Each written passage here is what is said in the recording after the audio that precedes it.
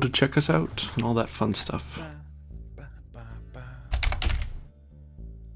Wait, that's a slow way to do it. Fast way.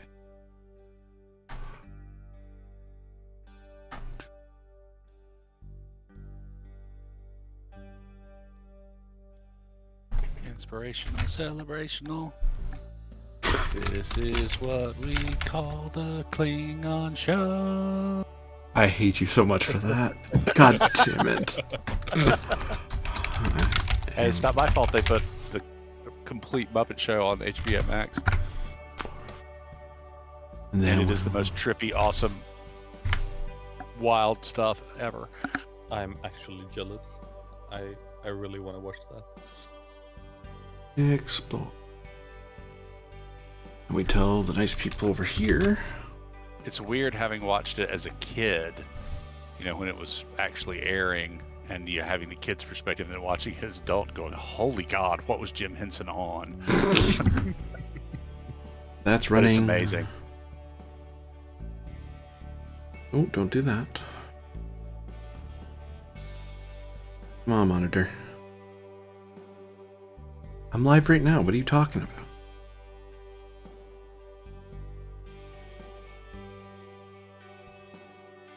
There we go.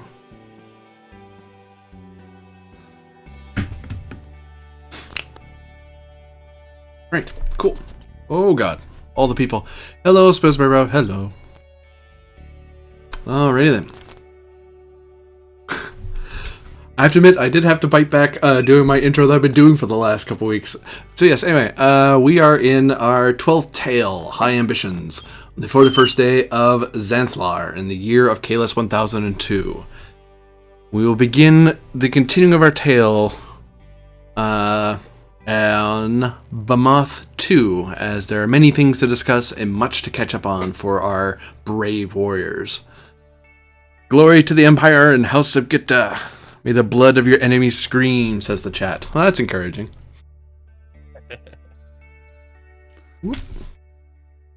Alrighty then. So let us get right into it. I have the right amount of threat.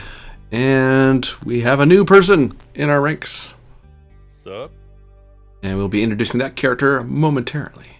As we cut to the audience chamber in the palace of SupQit'aH in Bamoth Central City, in the ruins that are slowly being built up upon and made great and so forth. Let's get the appropriate background here.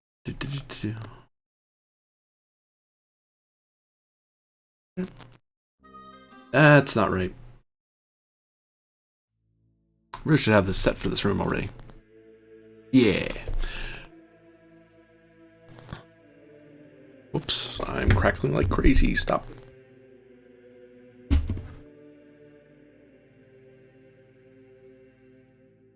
Right then.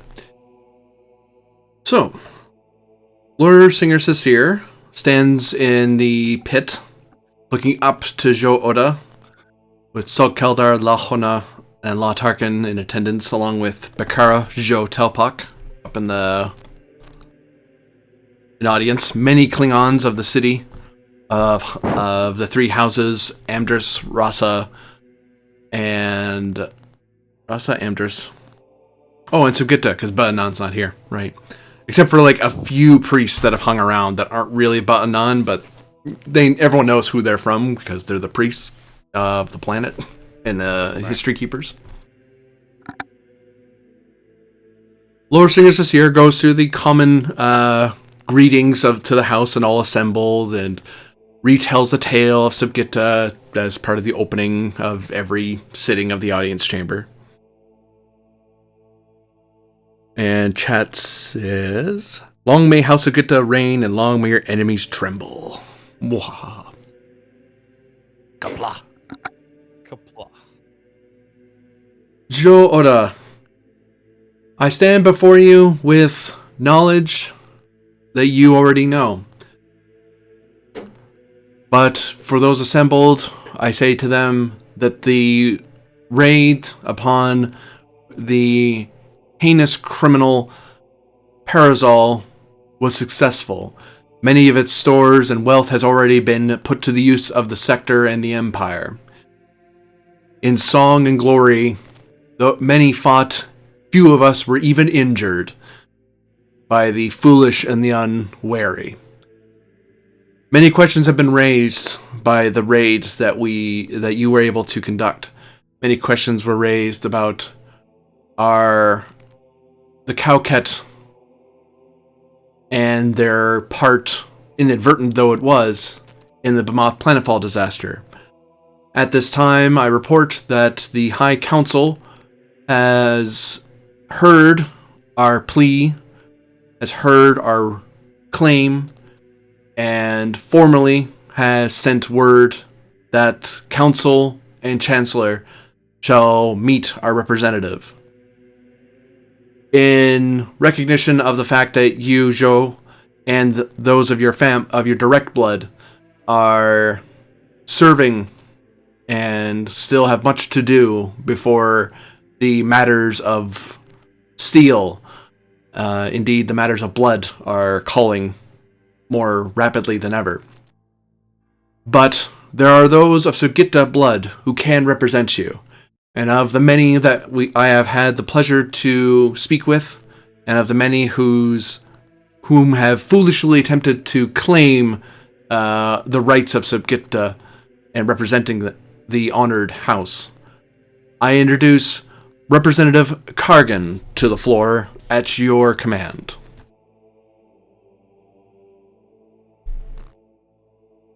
Let Kargan, representative and cousin, come forth.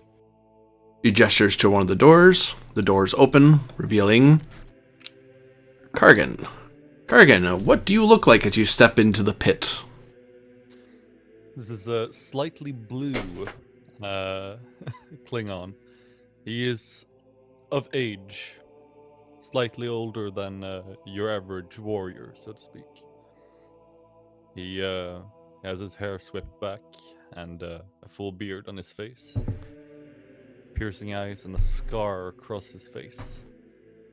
He is a warrior who has recently been tasked with representing the house. Hail, Joh Oda. It is an honor to be in your presence. Well met, Kargan. The duty of representative to the High Council, indeed, to be a counselor of the Empire, is a grave one, for you must serve the interests of both House SupQuit'aH and overall and always the Empire entire. Are you willing to accept this warrior's burden? I am willing. Very well. Let the word go forth that Kargan of House SupQuit'aH will represent the house to the High Council of the Klingon Empire. Cheering comes from the crowd. There's some glaring coming from some of the Betanon priests, but they're not booing, they're not leaving in disrespect, they're not turning their back on him, but they're not exactly cheering. Yeah, because we can stop work on that temple anytime, boys.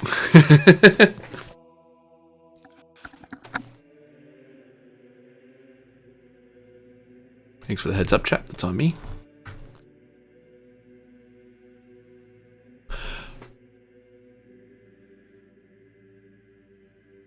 Representative Kargan has been entered into the record before witnesses and shall be noted in the lore song. You honor me. Kapla. The Orion woman turns to you, and for your benefit, I'll let you know that I forgot to say this earlier. Lord Singer Cecile is an Orion woman who has been serving SupQuit'aH for most of her adult life. Has been is the chief historian and the standing arbiter of succession for House SupQuit'aH. She is a trusted ally of the house, and has proven herself in battle on one or two occasions. due to someone assuming that just because she's an Orion woman, she must have used her abilities to get where she was rather than being a master of lore song. Or a master historian, to put it that way. She has my respect. Representative Kargan, is there anything you wish to ask of Joe Oda or you wish to bring to the attention of this audience? With the Joe's blessing, I aim to serve the house in a manner befitting any respectable Klingon. I will bring honor to our house, and I will make sure that we get the recognition that we deserve. Well spoken.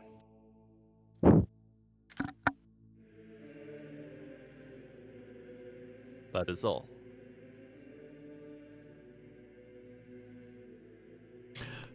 With your permission, Joe, I invite the Representative Kargan to a seat in the audience near your place of honor. And she gestures. Oda inclines his head. Lorsinger looks back to Kargan and gestures up. Representative? Kargan bows his head and takes a seat.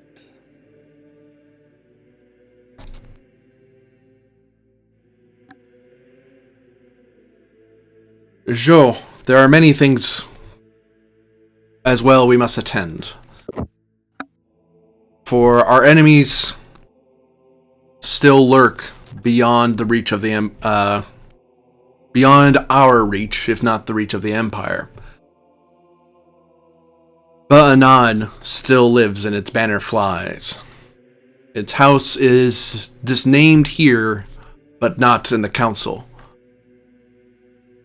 By right of the council or by right of battle, there must be war. Or they must be brought to heel. We must also answer, as we are able to, the summons to Kronos. And I would suggest, given our new entry into the politics of the homeworld, of your homeworld, that the representative not go alone. It is my understanding, although I do not believe Ba'anan has the same influence as the traitor house Duras, but they do have resources and friends on Kronos that could be a threat to your attempts to secure your seat there. We also have we also need to continue the investigations by Bakara Jo Telpak. There are troubling reports of certain officers loyal to SupQuit'aH who may have been derelict in their duties, but I dare not say more than that, for I do not slander, I demand evidence, as does the Joe of Telpak. And lastly, this audience chamber, although I am qualified to hear and advise, I am not a governor. One of House SupQuit'aH must hear the calls and pleas of the citizenry, of the people and the conquered, to decide their fates and to punish the wicked.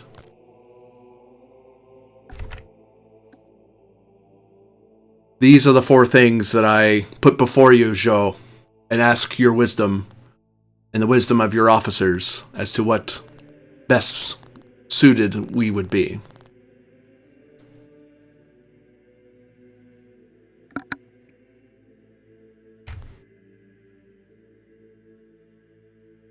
I hear your words, Lorsinger,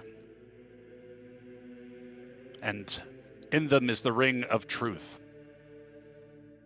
I have thought on these matters and devised a means of proceeding.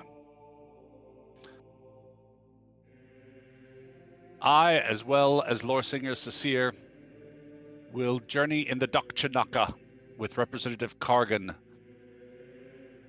to Kronos, there to stake our claim on our rightful seat in the High Council of the Empire, and to ensure that Kargan is properly installed and that any plots, foils, or challenges are summarily met and dealt with.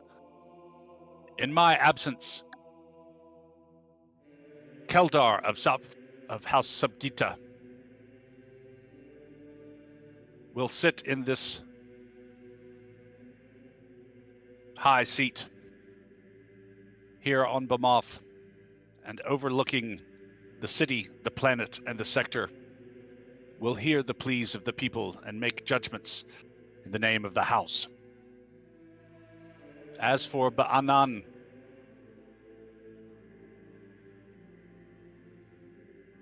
the Spina Tarkin, War Master of Rasa, will you agree to take the manga and such other forces as you deem fit in a search for the traitor and his forces? For though we know he lurks and has friends, we do not know where. Yes, sure. I shall hunt them down and ensure that they are repaid in kind.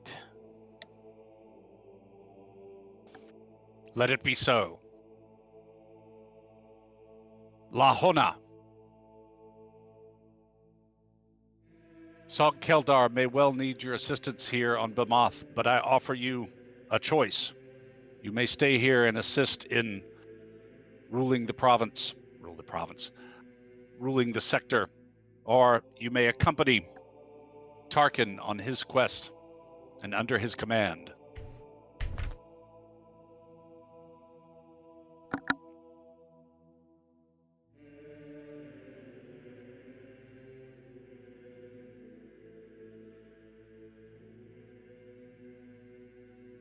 Silence implies consent.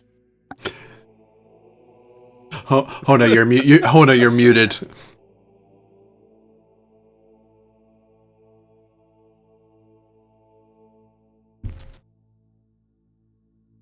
All right, with us, Hona.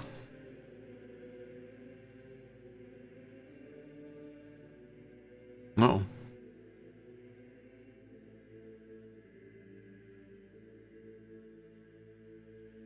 Thus I speak the broad strokes of our operations.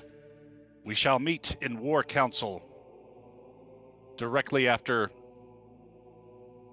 this audience to refine and prepare details. You notice Bakara begins to stand as if to address the chamber. The Lord Singer immediately turns and puts a hand up.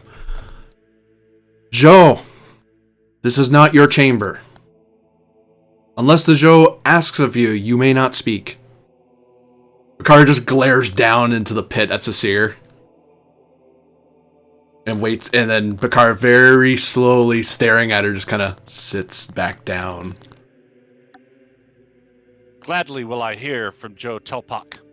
However, I ask the Joe to consider carefully whether what she has to say is best said here, in the audience before all, or first to me and my closest counsel. Give me presence command difficulty of 2, assisted by house influence and reputation. Okay. I'll give you a threat for the third die in bold.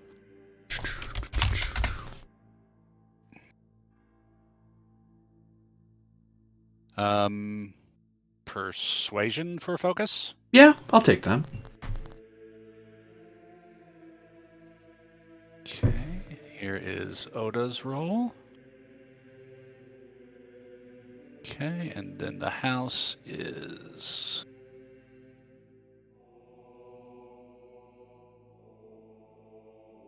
This influence is not terrible. Oops, no, not 12 dice. 12 dice. 12d20 later.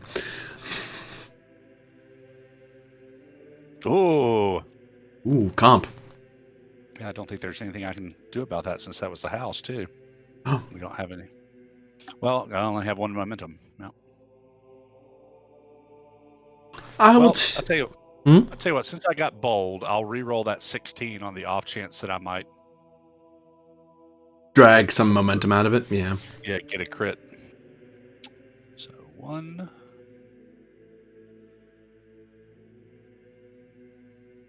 No luck. So 1 momentum. I will simply take 2 threat.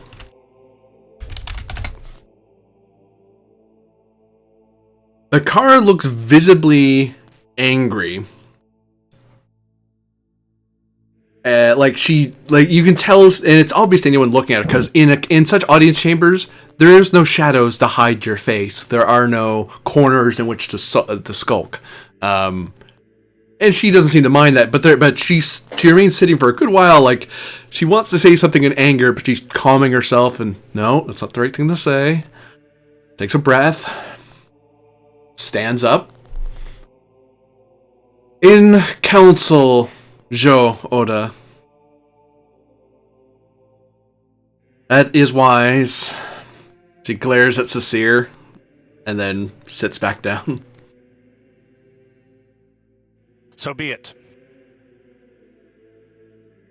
Lore Singer, if there are no other pressing demands for open audience, we shall retire into council.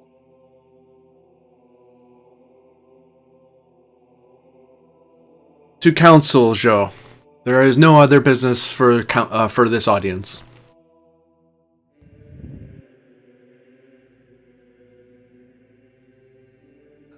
Oda stands, glances around. I declare this audience at an end. People at that... Forth. Oh, go ahead. Go forth and continue your works, and continue to raise high the house with your acts of honor. Kapla! Kabla! You hear everyone chant back. Lord Singer just kind of steps off steps up out of the pit, and some people start filing out and chatting amongst themselves. Now that all the formality of the audience chamber is broken, everyone's just kind of relaxing a bit. Some people head out of the room to their duties. You can see various little lights over the across in the room that were indicating that sensors were on, that were broadcasting this to anyone who wanted to watch it. For all that happens in audiences, for all to see. But they shut those off once, like, well, there's nothing happening in here, just a bunch of Klingons milling around for a bit, so unless you want to watch us chat for an hour, you might want to... They're like, we just shut that off. No one's watching anymore. Welcome to Council Span 1. Yeah. The audience heads. Is there anything any of you wish to do before in the audience chamber before we cut to the war room? I think I might want a short audience with Oda before, a little bit more informal, as in, nice to meet you, cousin. I look forward to working with you. Yeah, you're at this point. You're allowed to approach the throne now that he's stood up out of it and he's broken council. I shall do so. Jo Oda, a word.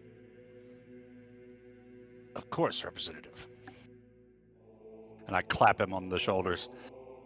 I am sorry to condemn you to this fate, but better you than I fear. Of course.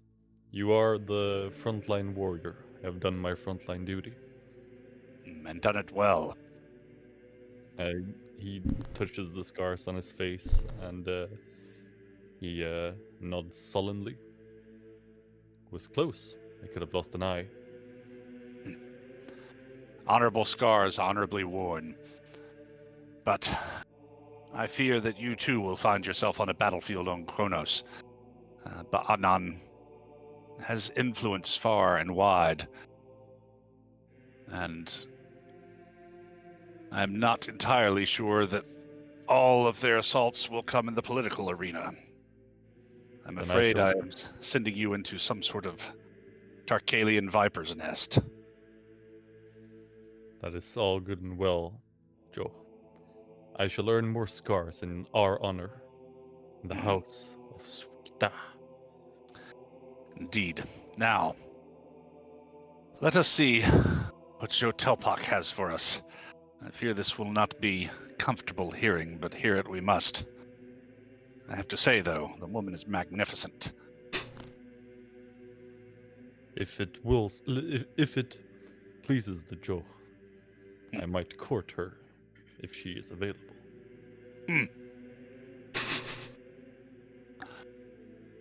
Well, let us see what our feelings toward her are after this interview. Of course. You lead the way. And I'll gather the command staff and head to the war room. Along the way, ditching the robes of office with the appropriate servants and just, striding around in regular Klingon armor and whatnot. Yeah. The robes of ceremony are very good for sitting and standing and not much else. All right, we shall new scene, cut to the war room. Man, I just had that moment.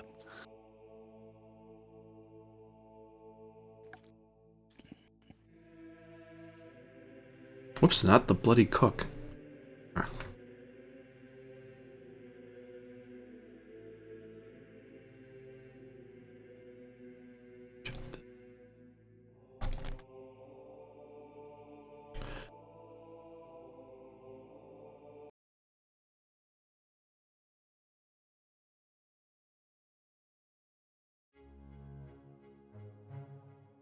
So, you gather in the war room of the probably of the palace. I imagine you guys aren't going straight to the ship right away because you would have another war rooms can link into each other. They largely look very similar to each other since they have the various computer panels and whatnot, along with the central table.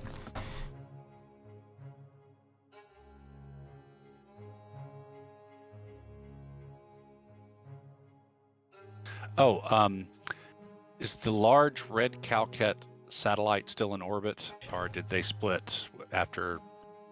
The Death Star is still in orbit, yes. Okay.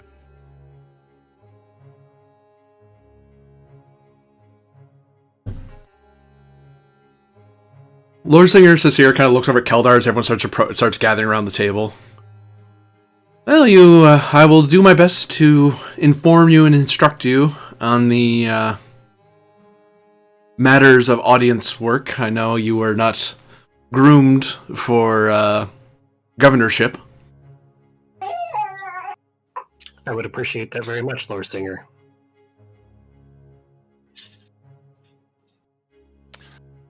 Keldar, ordinarily I would leave Cecere here with you.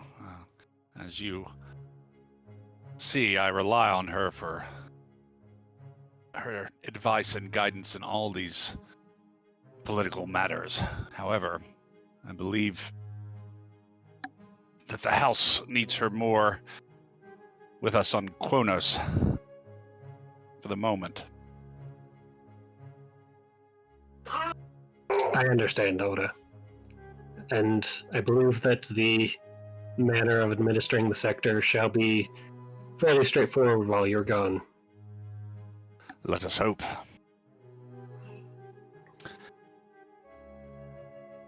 Tarkin, Yes, while I will not deny you the right to strike at targets of opportunity, keep in mind on your mission to find Banan that what we need more than anything else is reconnaissance and intelligence. Your primary mission must be to find out where Banan is, collect whatever information possible on his forces and dispositions, and get that information back to us. But as I said, the composition of your force is up to you. I would recommend the manga, particularly once it has been refitted for its reconnaissance role. And I would further venture to suggest that you take vessels equipped with Ross's advanced cloaking device. Yes, Joe. Rasa has designed a fine vessel for gathering intelligence. We shall show that we will not be detected as we hunt down Banan. Find out Excellent. what he has fled, where he has fled, and what he is doing at the moment. Sasir, Kargan, assuming that Ba'anan has indeed fled the Bamoth sector into a different area of the Empire, what are the political complications of pursuing him there?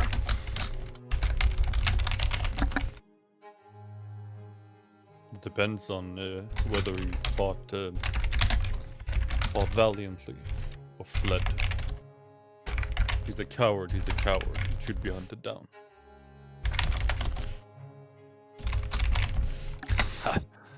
His forces refused to engage either during the defense of Yavbat or the assault on Bamoth II.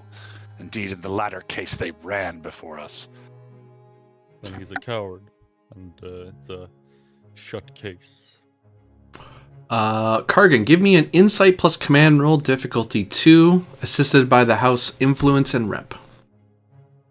Insight plus command. Yep. And Cecile will be assisting you because this is literally what she's for. House influence. Where do I see that? Whoops, I'm in the wrong sheet. It's 8. 8. All right. Let's see here. And you add the rep, which is 4. That's 1 because assist. So what? 24.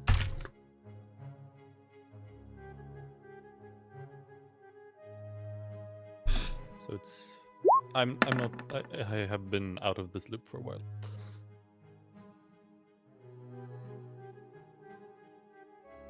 Sorry, what was your question again?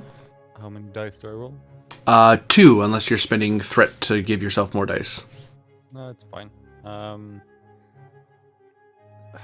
Yeah, so it's basically Kargan is the main roller, so you roll however many dice you want to roll, and then the house acts as an assist, so it rolls 1 die, 8 and 4 is 12 as its ability.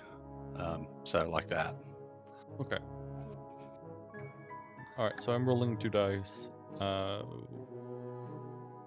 I have a total of 12 as my base.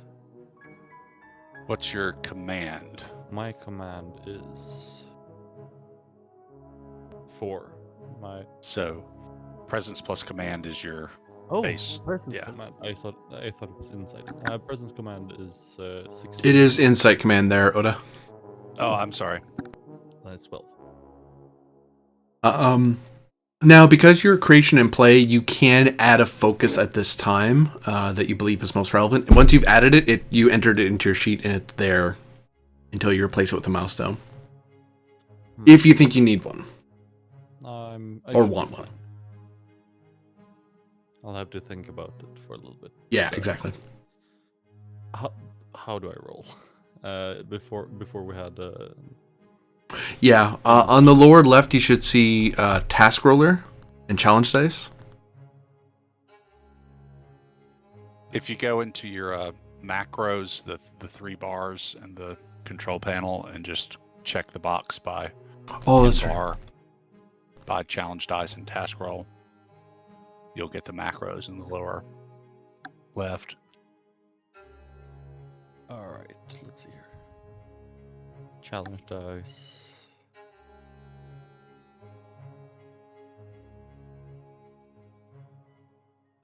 There we go. Task roller. 2. All right.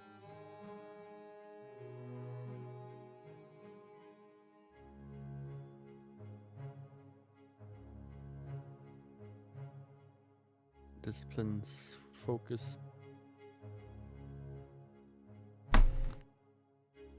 Comp number 20. heck. Or should be at least one success. What's that thing?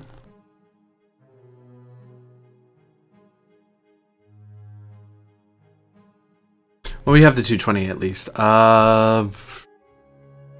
That's 1 hit plus her help. That's 2 hits. And has someone rolled the house yet? I'll grab it. Okay. 1, 12. No help, but no hurt.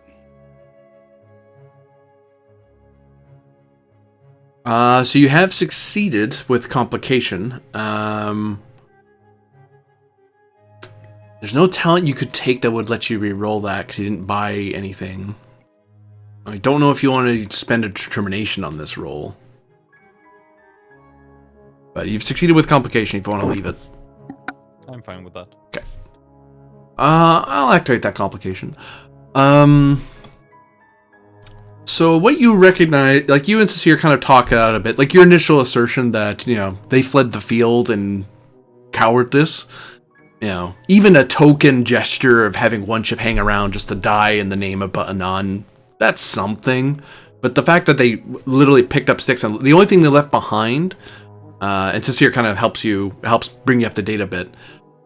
They did stay behind, they did leave warriors at the Ba'anan temple at the fortress to fight a ground battle to try to keep their temple. It was a fruitless battle, but the temple was known for being almost impregnable, like unconquerable. But House SupQit'aH forces managed to force their way into one of the command chambers and set a self-destruct sequence that leveled the building and a kilometer in every direction. So whoever was there was killed. So the few Ba'anan people left on Bamoth are the occasional priests who just waved off their allegiance. So that said, there is the problem that they did leave for the most part. They didn't fight a pitched battle, so there's that dishonor on them. However, they are a old and resurgent house. They are with quite a bit of influence. Not so much among the warrior class of Klingons, but among the traditionalist lore keeper priestly class, who are spread out across the Empire. So they may not be able to challenge you in open combat, but they certainly have the ear. They could have the ear of other houses if they wanted. So you get the feeling that they probably wouldn't attack with a Ba'anan's warrior per se, but they might hire a mercenary or a professional assassin, or 3. Although thankfully their wealth is particularly low. They're not a very wealthy house, they're just an influential house. But the complication is that you are aware from your other duties in political service that there are ways to sell favors, and you've heard that Ba'anan's been getting favors from certain people that may not be worth latinum, but they might as well be for certain Klingons on Kronos. I see. Well, as I see it, they have dishonored themselves. But since they have the influence still, even given their dishonor, we should be wary. On Kronos, we will take this in front of the council, and if they step up the representatives there, I will challenge them. Ideally, Joe, we might be able, if between yourself and the representative, we may be able to force discommendation upon them, at which point their influence is meaningless within the Empire. It will be a problem for us outside the Empire, but that will prevent them from waging war in our space. Sounds good. But discommendation is, for an old house, will take much talk, and Ba'anan does not strike me as the type to challenge with steel. Well, they do when they think you're weak, she smiles. But SupQuit'aH blood is known for its warrior blood. They will not be... If I were to advise them, I would not advise them to fight you in a straight fight, in an honorable duel. That would be asking for death. That's a quick way to Stovacor, but not a quick way to glory. They should be asking for a quick death in this case. Agreed, but unlike Anan. So, discommodation is a route we might perhaps try. And what if we declared a blood feud between our houses? How would that position us? It will mark us as enemies of their allies, whomever they are. Though most of their allies were peer, and the most influential of them are, and she gestures to Tarkin and Hona, our War Master and our new representative of the Emdris House. That was the bulk of influence. Right now, Banan's going to be scrambling to find new fleets to support them while not revealing what their ultimate plan was. Even now, we still don't know exactly what Banan's end goal, how they thought they were going to achieve victory in the sector. Beyond that fleet. Well, assuming we find their location and their forces and can strike at them, I know, as sector governor, I would take a dim view of another house bringing even a small fleet into Bamoth to carry out their personal vendettas. I'm more concerned with that angle of things once Tarkin has found Banan's hidey hole. Well, once the blood feud is declared at council chambers, then it will be known to all houses that our forces will attack each other on sight. Presuming the council does not overrule us, but she looks to Kargan. I can't think of Chancellor, the GM has forgotten the name of the character. Not Garon, he's the other guy. Martok. I can't imagine Chancellor Martok being in favor of letting Banan escape a blood feud. No, neither can I. Very well. Once we arrive on Konos, we will evaluate our chances for success at the disaccommodation and see which route is best to take. In the meantime, let us quickly widen our view. How stands the Empire, and how stands the wider galaxy? That will affect any decision that the High Council and Martok may make. At present, Joe, there is some intelligence through the Klingon Defense Force has suggested that there are movement among the Romulans, although it seems to be an internal matter. Although many in the council have, and my fellow lore singers have dismissed it as a internal matter of squabbling Romulans, I have learned much that Romulan internal matters can become our matters if the more militant faction wins out in Senate chambers. It may not be immediate, but it may become a growing issue for us down the line. The Federation at present is reconsolidating their forces and aren't in any particular conflicts at the moment. The Empire itself has slowly recovered from the recent battle with the Archon forces and should be at full fighting strength within the year. And the Chancellor himself. How is his political capital after losing so many ships in the battle against the Archon, though no general on the field could lay that at his feet, I'm sure. The factions that buck under his guidance do. I would not speak ill of the honor of the Chancellor. However, there are those who do question his leadership, but have not openly said so in council. Other lore singers have been telling tales of growing military forces across the houses and growing. They don't say this exact word in Klingon, but I will say it. Corruption is in the Empire, and it's growing.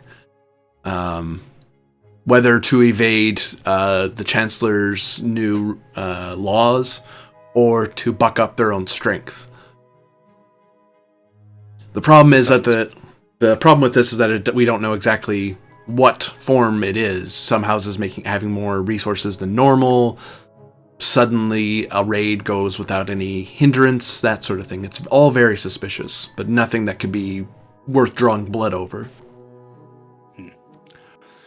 Unsurprising.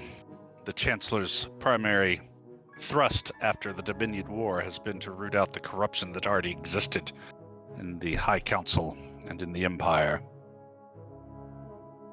I have served with a man both during the Dominion War and in the fight against the Archons. The policy of SupQuit'aH will be to support Martok and to become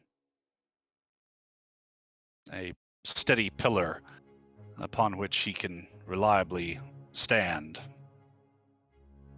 Agreed and supported. Good. Shall we now hear from Twelfth?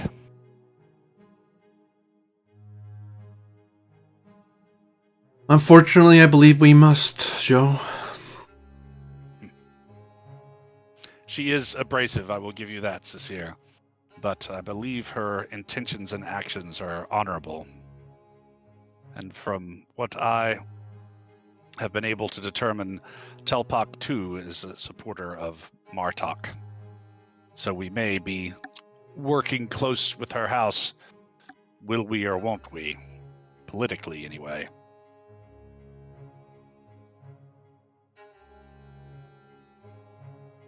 As worried as I am, Joe, she has been my friend for years. What I did not say in audience and what I leave to her report, I hold my tongue by virtue of my duty as your lore singer. It is not for me to sing the lore that would call your blood into question. She is going to, and I don't know how that's going. I don't know how to feel about that other than to say I will continue my duties and I will, hopefully my friend will take my advice seriously. So I take it the song I'm about to hear I will really dislike. I would never presume your mind, Joe, but it's very likely.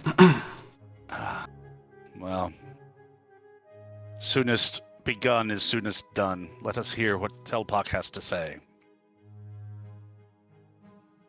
She nods and presses a control on the table. And I didn't grab her token from the audience chamber. That would have been a smart thing to do. Let's go grab her.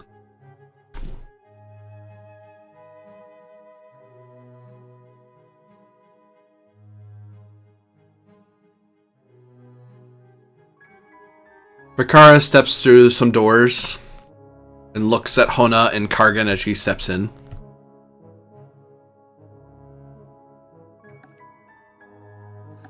Joe Telpak, you are welcome. I am eager to hear the results of your investigations thus far. She steps forward into the gap between Hona and Kargan. Yes, well, I will be straight with you, Oda. My evidence shows that it was the Joe before you that helped bring down the space station.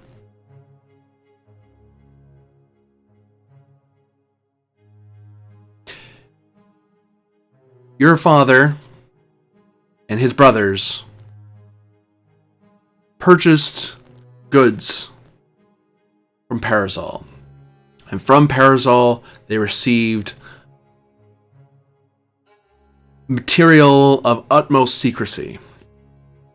These materials of utmost secrecy were brought aboard station, and it was at that point, shortly after the Kismet was coming into the system to investigate the smuggler and criminal Irene Adler aboard her Romulan vessel that she had procured for herself, that the station came to fall. The wreckage of the station, amidst your broken city, hides their crime, but the report from the various ships, from the commercial vessels, and indeed and now I suspect that the data banks that you have from Parazol will shine more light on the matter. Cecile says that these are things that are circumstantial. She says the word like she feels dirty saying it like that way, and Cecile just shakes her head and sighs like, I'm not wrong. But this is evidence of negligence. This shows that your blood may have been its own downfall, and that those who fought against you were doing so in the interest of the Empire. The reason I do not challenge you in your chamber, or even now, is because you do not act like a guilty man. Your officers do not act like guilty men. You're not hiding, you're not scrambling, and you didn't warp away the minute I arrived. And you came back with a data full of material that I've yet to access.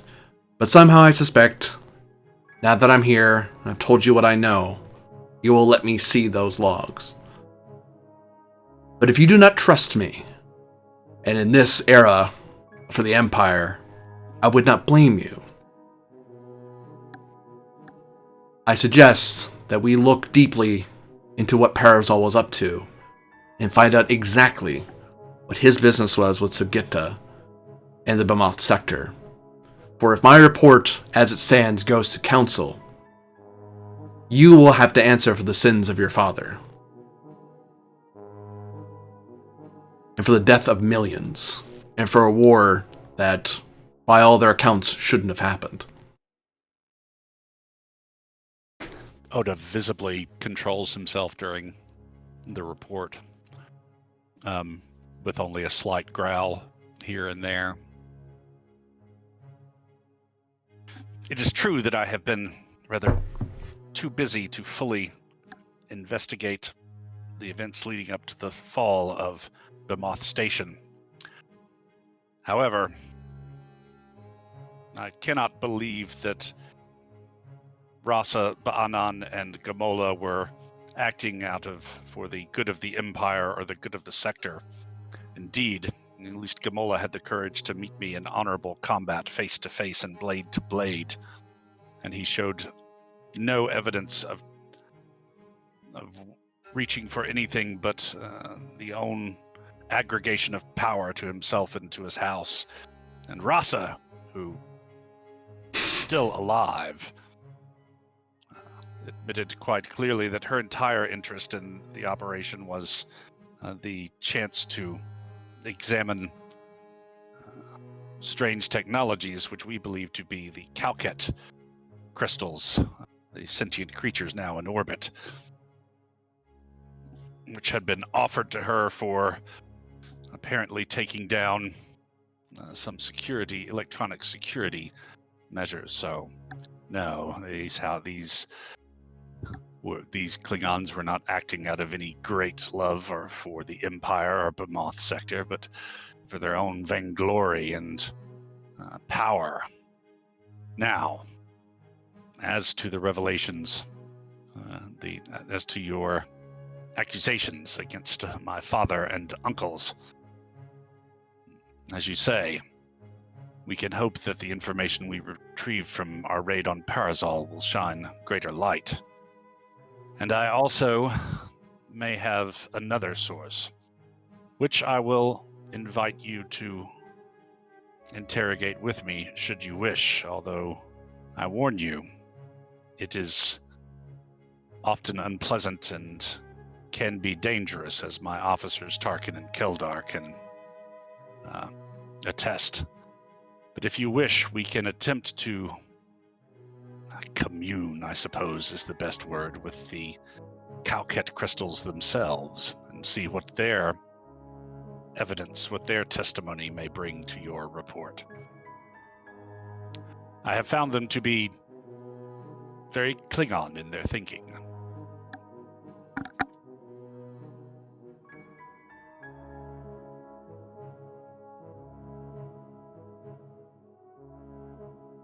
So, Tarkin, Keldar, what have you been able to learn from the captured databanks?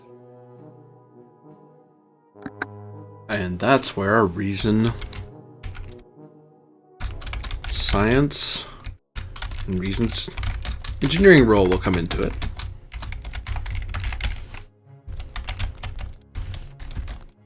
Okay. And I'll use my focus of research for that. And div 2.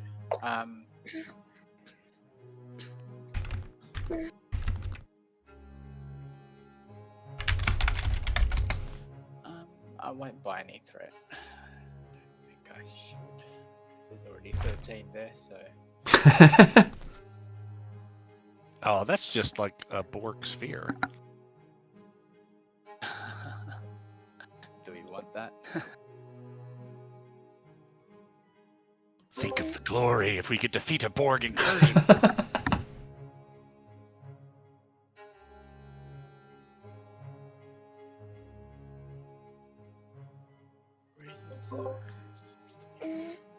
We're each making a roll? Yes. Okay.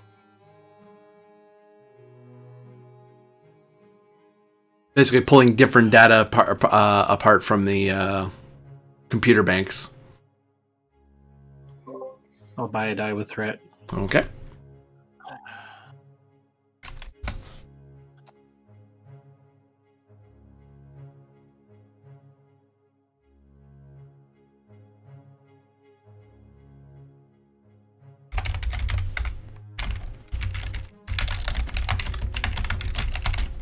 I'm gonna fail and take a complication.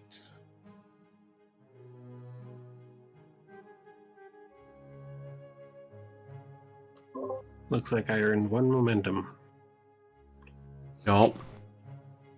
So Tarkin, you have a failed roll there with a complication. Yes. I feel like I shouldn't use a value, a point of determination at the moment just yet, so I'll just fail and take the complication.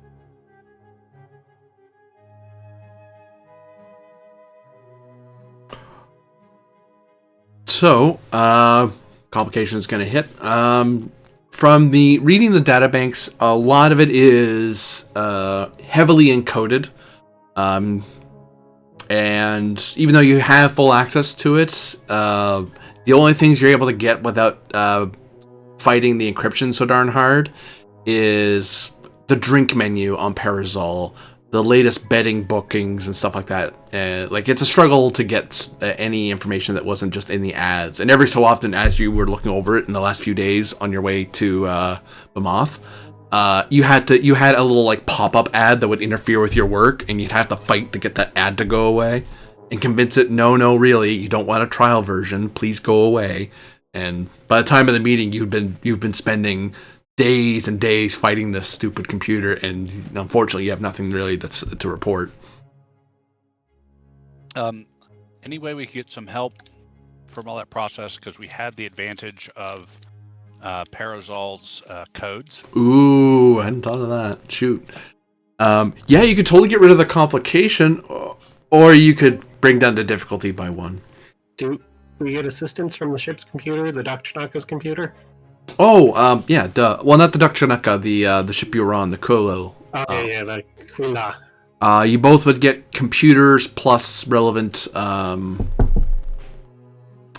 department. So computer science for Tarkin, computer engineering for Keldar. And yeah, the diff with both those would be 1 because of the codes that Oda pointed out. Okay. Or you could use it to get rid of the complication if you'd rather, but I'll grab the ship for you guys. Okay. If that's the case, I've got technical expertise and we'll re-roll the 20. Yeah, you can do that. Computer science is 11.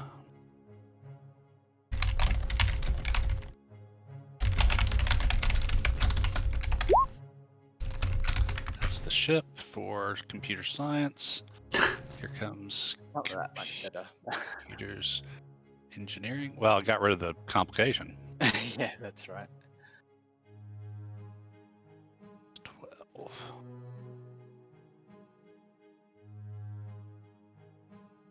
No help from the ship.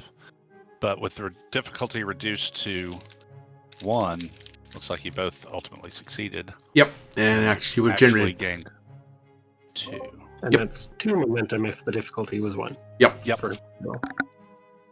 So, correction. The Tarkin, that would have been what was happened, and in an alternate universe that did indeed happen. But in this case, in this universe, you're able to crack the codes and get into it. It would appear that Terminus Parasol was... To call it a smuggling station would imply it resided in controlled space. But that's what it effectively was. It was a smuggling haven. It's where if you were a smuggler and you wanted to hand off goods to somebody without the Federation or the Klingons getting involved, or the Romulans getting involved, here was a Ferengi station that technically was supposed to adhere to Ferengi business laws and ethics and so forth, but through various loopholes and misfilings and so on, there were ways around that that could allow you to move things that are technically legal according to the Ferengi Commerce Authority, but are accidentally legal. And there's a lot of stuff that went through Parasol. A lot of stuff. Weapons. The Calcite crystals were being shipped. That was their biggest seller. That sold for a lot of money. But weapons parts, ship parts, secret intelligence files, that sort of thing. They didn't deal in slave trade. Not of any particular moral thing. It's just that Parasol it didn't make the money wasn't in it because he's like 2 sectors. He's like some 40 light years away from Federation space, so it's kind of out of the way for that sort of thing. Like he'd need customers local to sell to or buy from, and the Shackleton Expanse is very unexplored. So he kind of just put a station. He put a station as far away from anyone who cares as he could, built it up and paid a bunch of money, and then he had this little trade station that everyone came to him to sell. Engineering wise, Keldar, you can tell that he spent somehow. Actually, no, not somehow, because you both succeeded.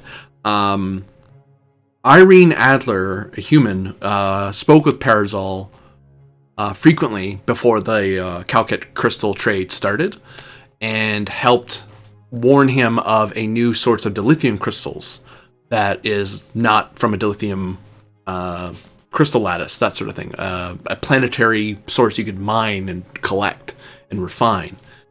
Eventually she told him about these semi-psychic crystals that the Kismet discovered, and told him about it, and then told him of ways to contain it that she learned. But she never told him how she knew how to contain them. She just said that she did. Which Ferengi wasn't sure about it, but she was willing to pay money for a secure storage space, so that's what he did. And once the first few crystals started coming in, he started gathering more and more of them into this secure bunker inside, or deck, if you will, a vault that was shielded, and then put in the calca crystals in there, plus other things. He also began to sell this new material that she had devised that required a very specific ore. The thing that annoyed Parazol the most was that Irene Adler's source of this stone was unknown to him. He wanted to know where she was getting it. She just gave him the material, told him how to refine it, and form it into plates. Beyond that, he didn't know where she was getting it from. So he wanted to cut out the middleman, middle woman in this case.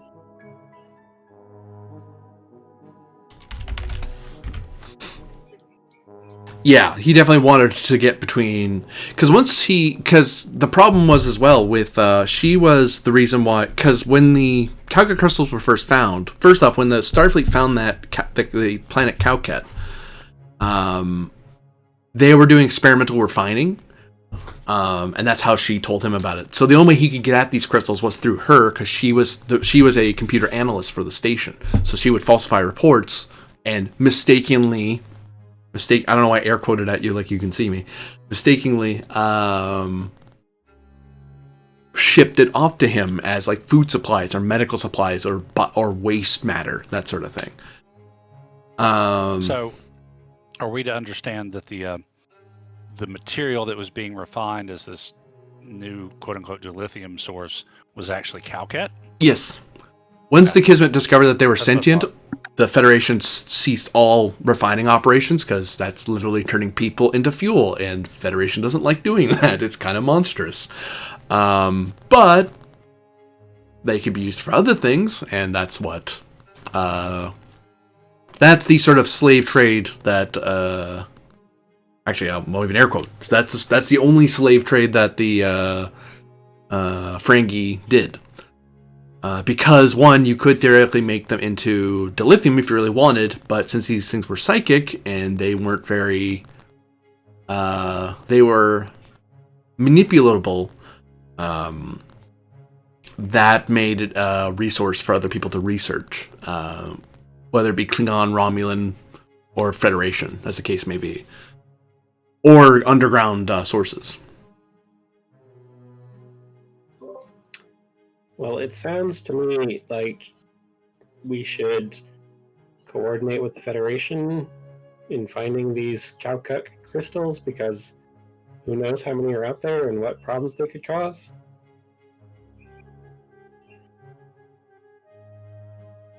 Well, however many were left upon the station have, as we saw, made their own way home. Why not make direct contact with them? You already have given them terminal Parazol. Perhaps we could speak to them directly. Well, the local instance of the Cowcat have mentioned that they wish to return to some place called Casho. Perhaps their home world or home system?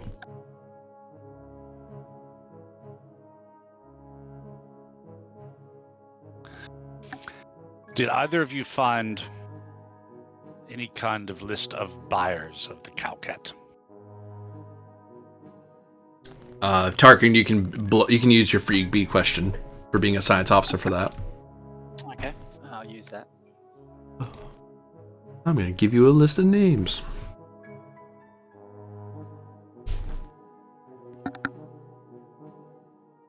Do do do do do do do do do do do. God, are we going to actually wind up with an enemies list? Nixon Joe. Nixon Joe Watergate.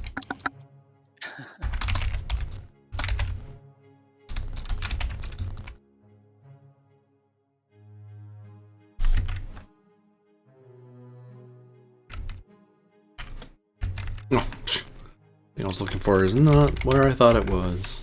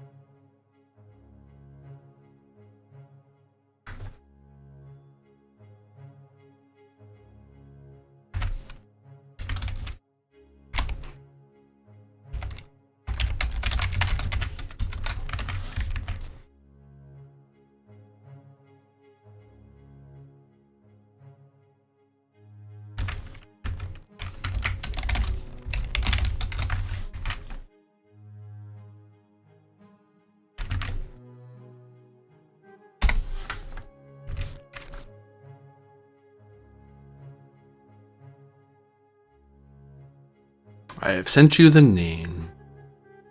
Okay. Captain, I have a list of names here. Some concerning. There's Kolek, your SupQit'aH, forebear. There are also other names appearing to be from different empires and some from the Federation. Captain Harlan Breton, Captain Tharia Shenanen.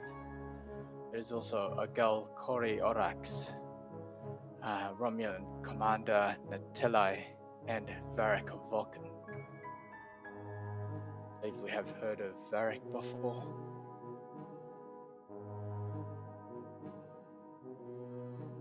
I have heard of this Varric, says Cecere. He is he was a Starfleet intelligence officer. I think he retired to someplace called Andon's Landing.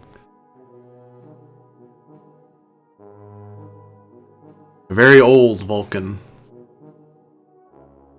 Although Starfleet intelligence, any member of intelligence service is one that will always be a member, as my family would say. Secrets never leave you, is a more direct translation. Is this Andon's Landing within the Federation? Yes, it would be. Way on the other side.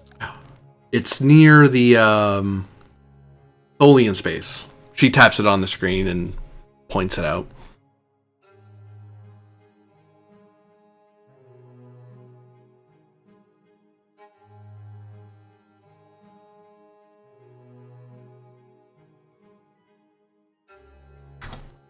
Although I am shocked to hear Kolek's name be brought in that list. If he were to do any sort of deal, I mean, not to present myself as more important than I am, but even she looks at Bakara. It is my duty as lore singer to record all that is to be sung and all that must be ordered not to be sung. If he wished something to be secret, I would be told that it would be secret.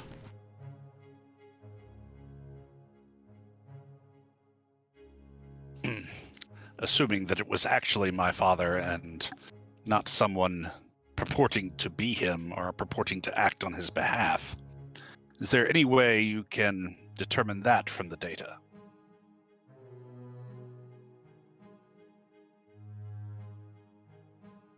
I assume I only have the names. Not list of names. You only have the names, but you can attempt. Reason science roll.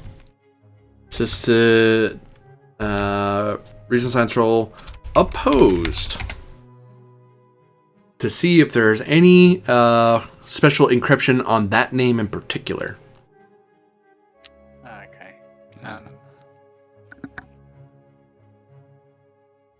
I will buy one dice with threat. Oh, okay. To get the reroll. I'll spend that threat back at you. I thought so.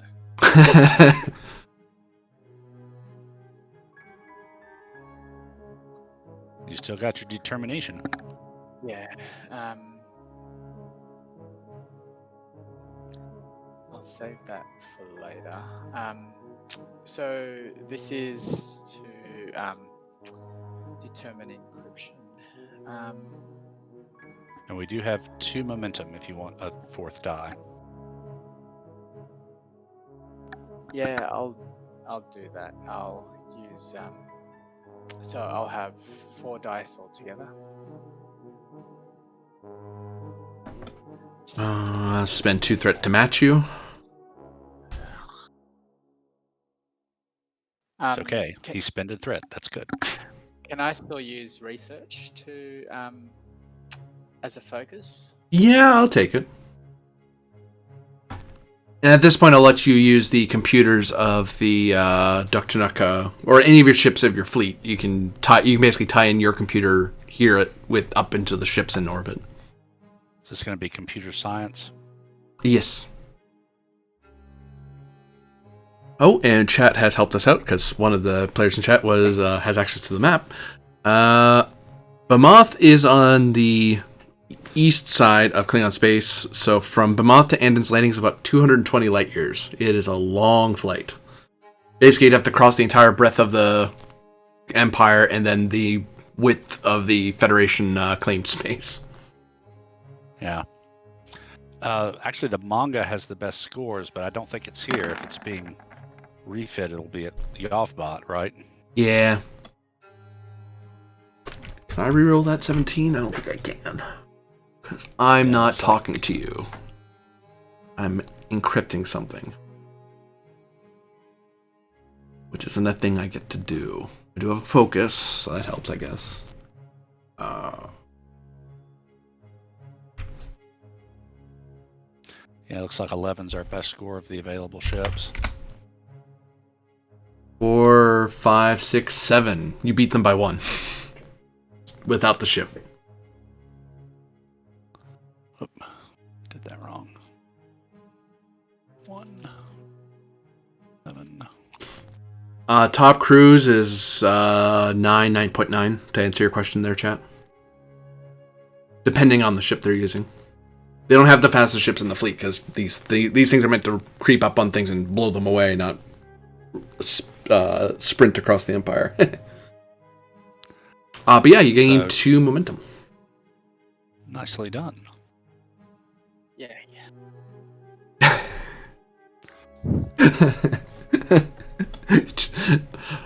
Yay. Sorry. Very Klingon way of rejoicing. Celebrating. It's Rasa, we overlook it.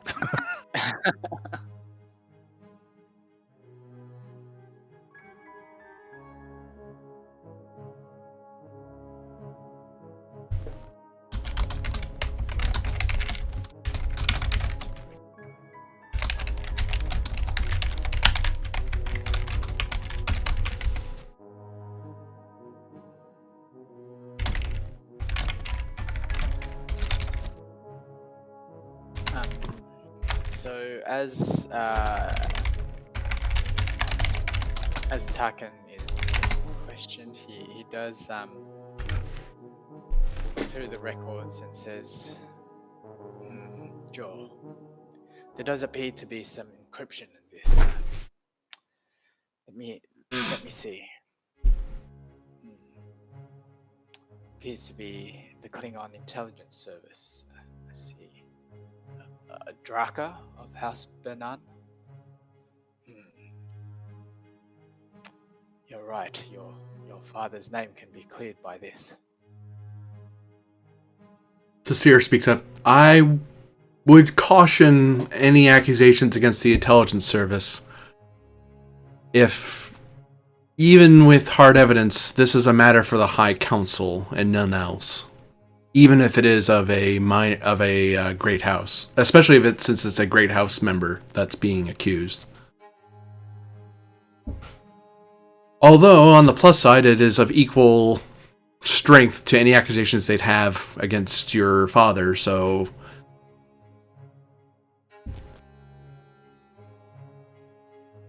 it becomes a matter of steel if they really want to push it hard enough.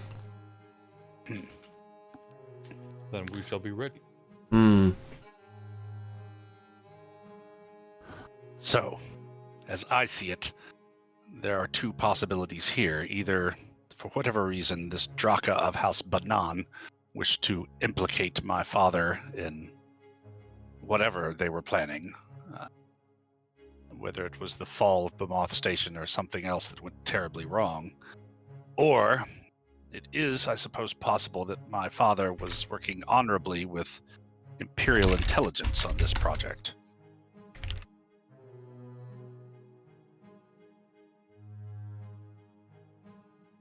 Bakara speaks up. I can't. Although we use the Conquered for the good of the Empire, we are not Orions. Cecile kind of snorts, like she's not even offended. She's like, eh. We're not Orions that send slave units out into the field. We don't experiment on them. We have no need of such weak soldiers. Even if they are of rock and crystal. I can't imagine the Chancellor being approving such a matter. Indeed, this would seem to be something that would be done by a more I struggle in anger at the word that I need. But someone who's so desperate for power that they would throw the living to the furnace. Certainly not an attitude without historical precedent. However, Vespina Tarkin, correct me if I'm wrong, but when we first spoke with Rasa about the Cowcat, she did not seem to be aware of their sentience. That's what I recall.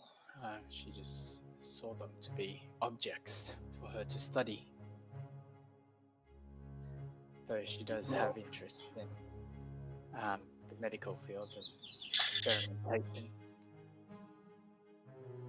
As I recall, it was we who brought the information of their sentience to her.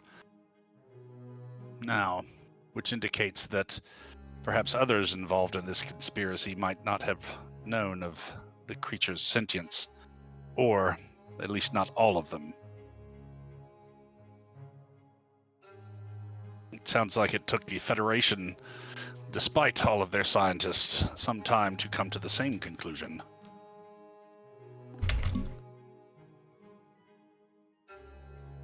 Perhaps these names are also covers for various intelligence agencies and their minions.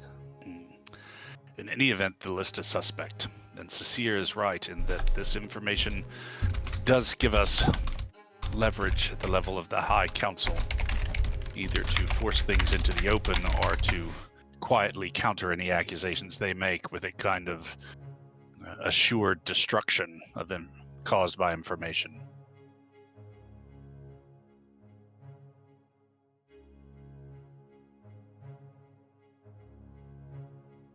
There's one thing that worries me, says Bakara.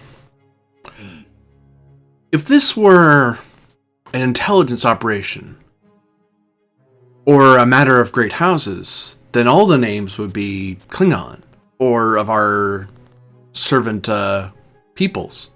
But you say some of these names are Federation or Romulan. One of those sounded Cardassian, a Vulcan. This is not the work of the Empire, of some other body.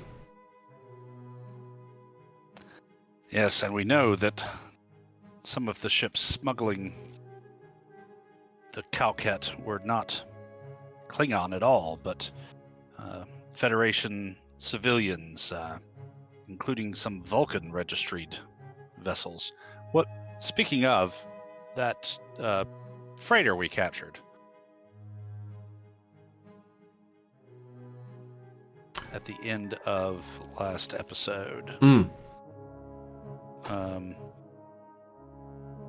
Cecile perks up. What? Anything relevant about to be learned from it? That sounds like a Hona roll to me. Of your choice of reason or insight, plus security, difficulty of 2.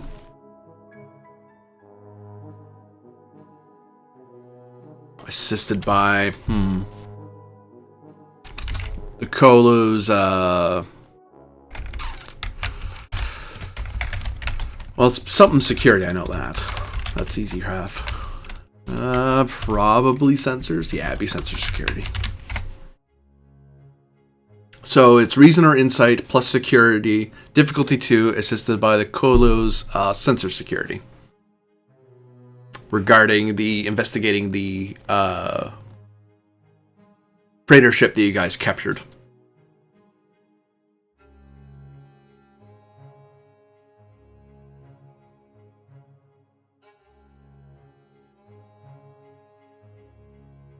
I can roll for the ship. Sure.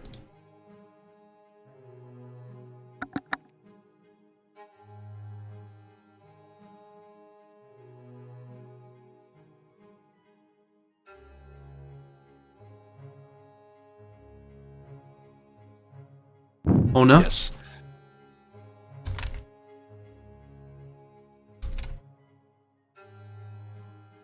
We know that Ferengi, Vulcan, and Cardassian smugglers were involved as well, and of course, judging by ship registries, could be leading us astray. After all, this human Adler was on a Romulan vessel.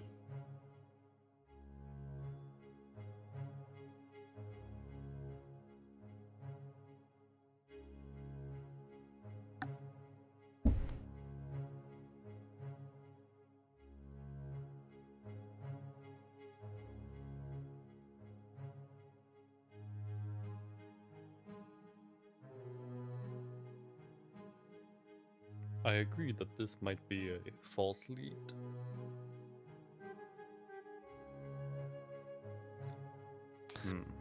Still, Joe Talpak's point is well taken. We may have stumbled on a much larger conspiracy. One that, and I was already convinced that the Calcat affect more than just our house or our sector, but are potentially an existential threat to the Empire, if not handled very carefully. That is true. After all, if you pull on a string, you need to make sure which end you're pulling. Either you tighten the boot, or you unravel the shirt. I know of one string I think I can pull, says Bakara. I would love to hear it. I'm going to... Presuming, of course, she looks at you, Oda, that your data will be searched, will be copied to me as per my warrant. But I'm going to take my ship, and I'm not going to report to Council just yet. I'm going to chase down the Kismet, and wherever it goes. If it's in Federation space, then to there I will chase, and I will find it, what they know. We do not have time or luxury to wait for the niceties of diplomats to exchange this information. If the Kismet saw something with their sensors, then we must know, or they know something about this that they haven't reported to the Empire, then the sooner we know it, the better. And if they are part of this in some way, then they will meet the justice of my disruptor cannons. Well said.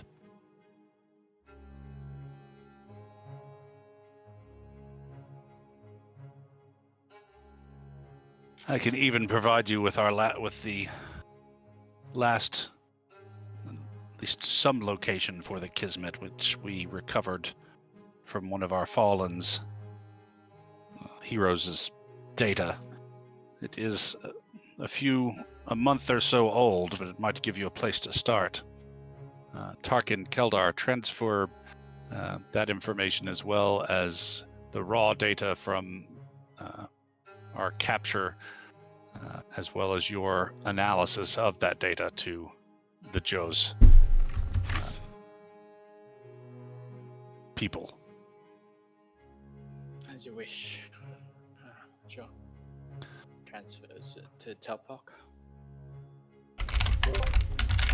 I will transfer the data that I have as well.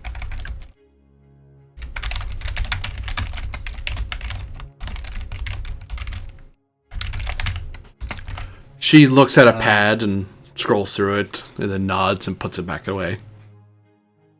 I could make that a insight security roll. Yep, go for it. What's the difficulty? Is 2. Take a threat for third die and bold. Taking a threat eye.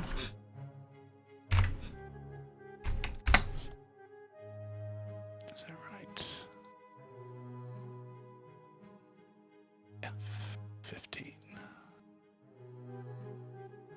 I don't think I have a focus that will apply here unless poetry or libretto writing. I'll have to say no to that. This is coding sort of like a poem. Squint and talk to your rubber duck. Ooh. Okay, so that's 3 successes. So I'll take the 1 momentum earned plus 1 from the pile to quash the comp. Oh wait, let me re-roll first. Duh. 1. Okay, so never mind. I'll just get 2 momentum out of that.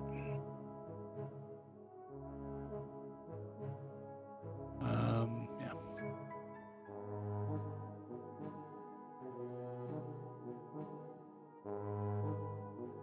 What was the security roll for again? It's been a bit.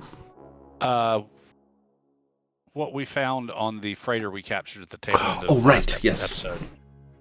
Yes. Get you that information.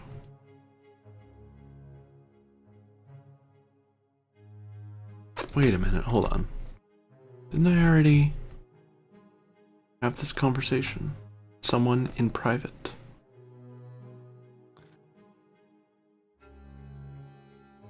Oh, no, that's something else. That is something else entirely. Okay, that makes sense.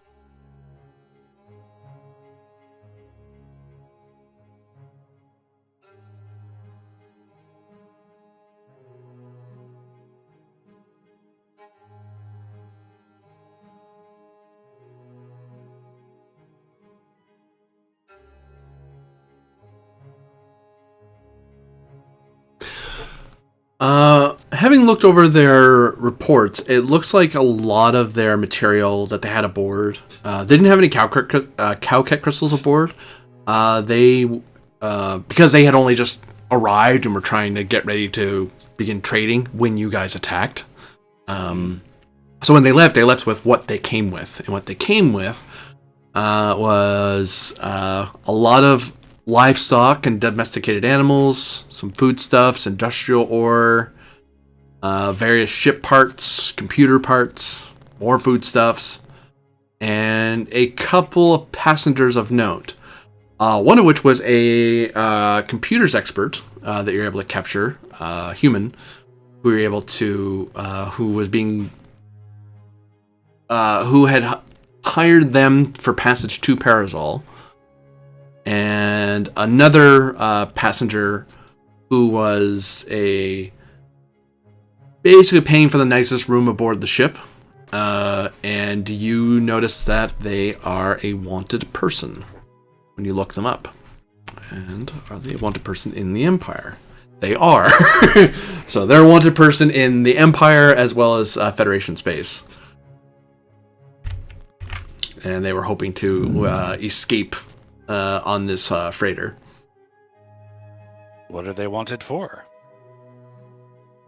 They were wanted for various minor charges of theft and the word escapes me.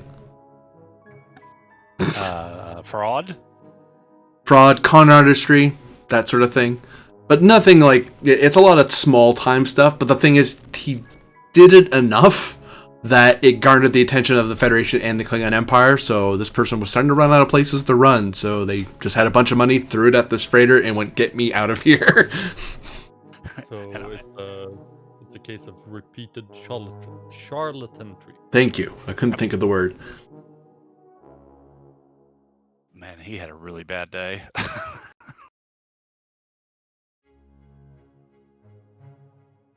But as far as when you spoke with the captain, and when you looked through the captain when you spoke with them, because you did the investigation role there, they were willing to trade with whatever, and they just wanted to sell their goods without having to pay, without having their goods inspected by the Federation or paying the taxes to the Empire, either the Klingon or Romulan Empire. The Roman Empire puts really heavy taxes on stuff if you didn't go through particular senatorial channels. So, if you want to make the most money, in theory, you talk to a Ferengi in the middle of nowhere, and you might get a better bang for your buck without any paperwork being filled out. And what was this computers expert going to do on Parazol? That will require you to have interrogated that person.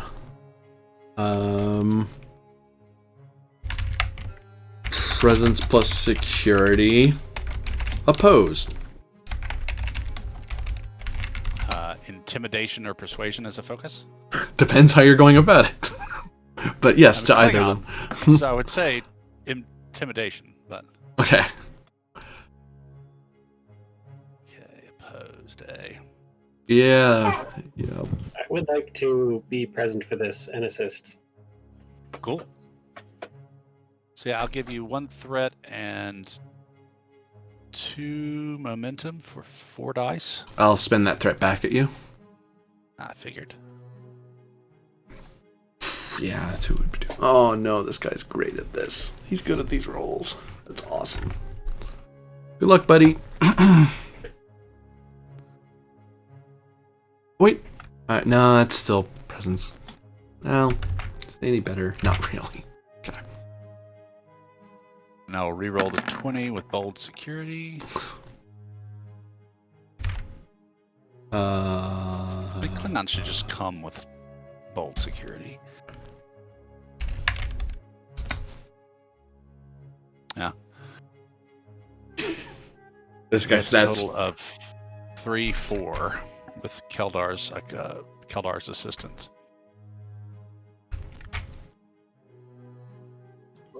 I rolled 0 successes. Oh, I'm sorry. So 3 total. The computer expert very quickly caves under even minor intimidation. And they say in interrogation they report that they were being hired. They were hired by Parazol to do computer intrusion work at a nearby outpost. The analyst didn't know what outpost the Ferengi wanted, but he did. But from the specs he was told, it sounded like it was a Federation standard, and that's something he was familiar with. Being human, he's worked with Federation standard a lot, so that's what he was supposed to do. He was supposed to be part of a larger operation, but he didn't know about it yet because he didn't get to talk to Parazol. He just knew, here's money, get here, there's a job for you. Okay, so the ship captain can either pay all requisite fees and taxes and sell his stuff here on the Moth, which I'm sure needs all of those things, or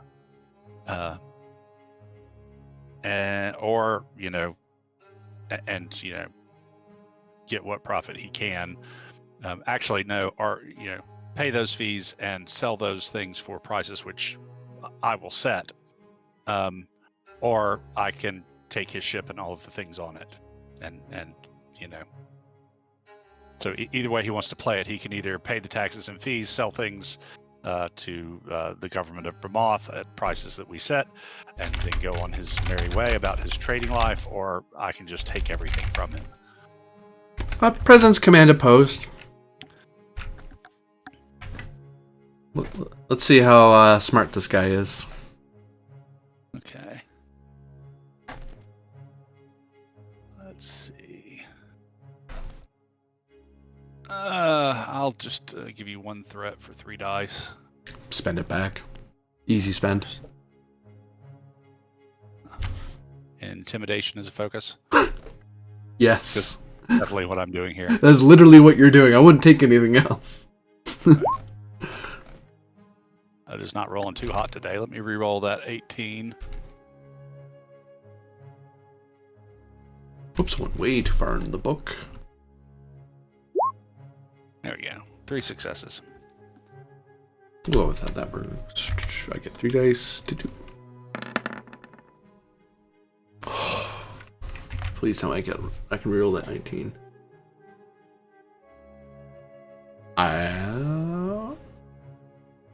Oh no. That's why I can't do that. Oh, okay, cool. So I can't reroll that. Not a comp though, so that's good.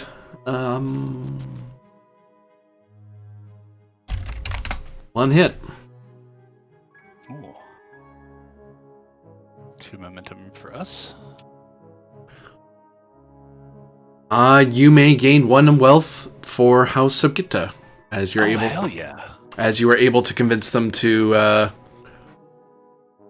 do with you in a way that's more profitable to you than it is to them, and also keeps them from, because and to shrink that down, you're able to convince them of the first idea. Basically, pay these prices. They are set prices by you as the governor, but it's one of those, you know what?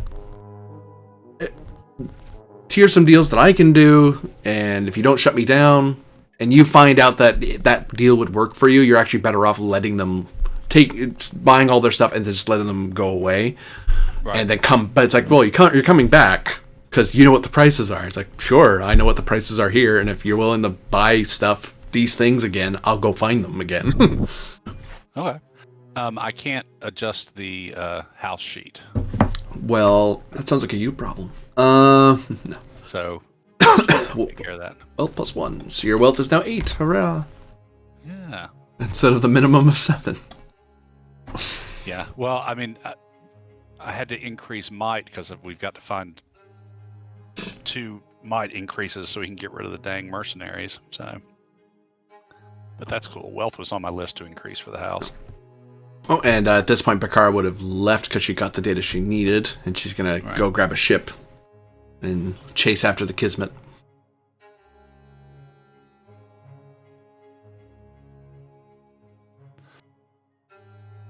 To see her point out once Bakara's left the room, if she's not bringing her accusations to court, we'll want to be careful how much we wish to reveal about what happened over Bamoth, exactly.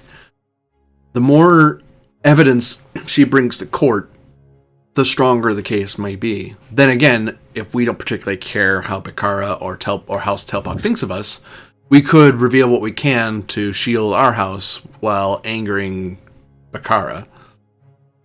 It depends on our priorities. We will have to determine those once we reach Kronos. Much of our actions will depend on much as I dislike reacting to an attack.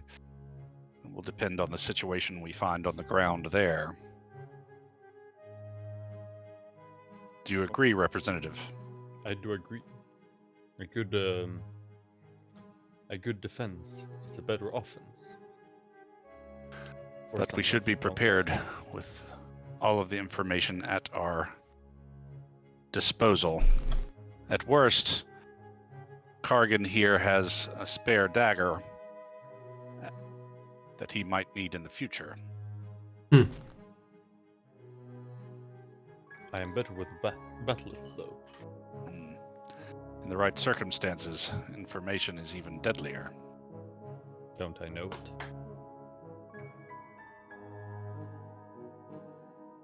If you wish, Joe, I could contact some of my relatives back in Orion space to see about securing more clandestine security for yourself and the representative. If they wish to play a game of shadows, then I can play it far better than Banan can. What are you suggesting here, exactly? I have relatives among the Orions that can hire mercenaries on Kronos to watch us.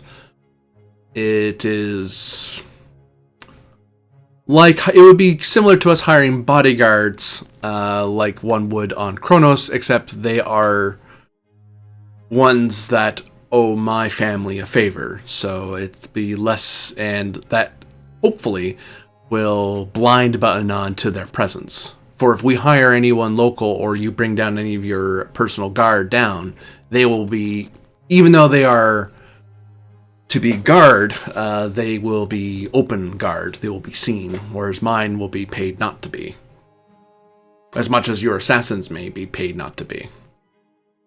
Though I have learned that Klingon assassins are very bad at being secretive. They like to declare themselves before they kill someone. It is a very strange contradiction to me that, for all my studies, has confused me.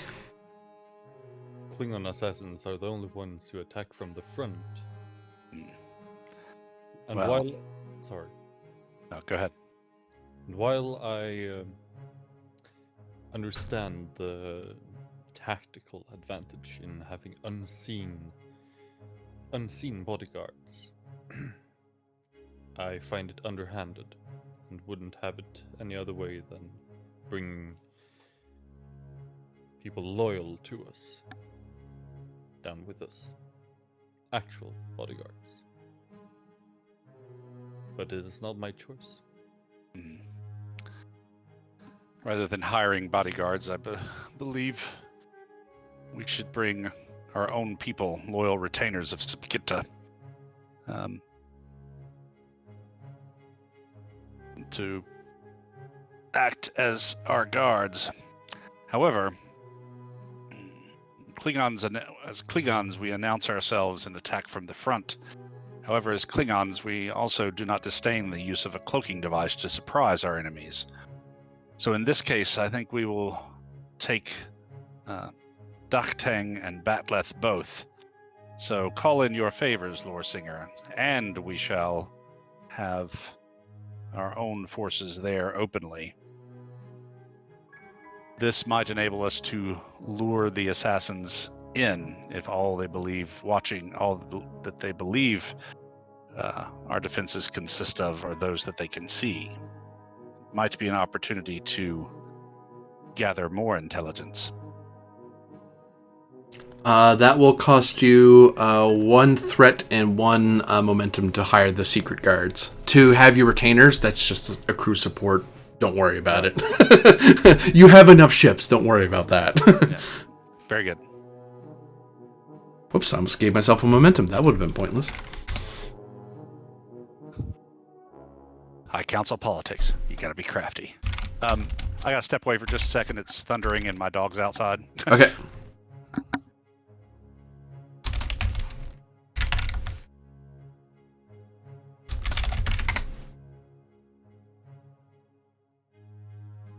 Nice.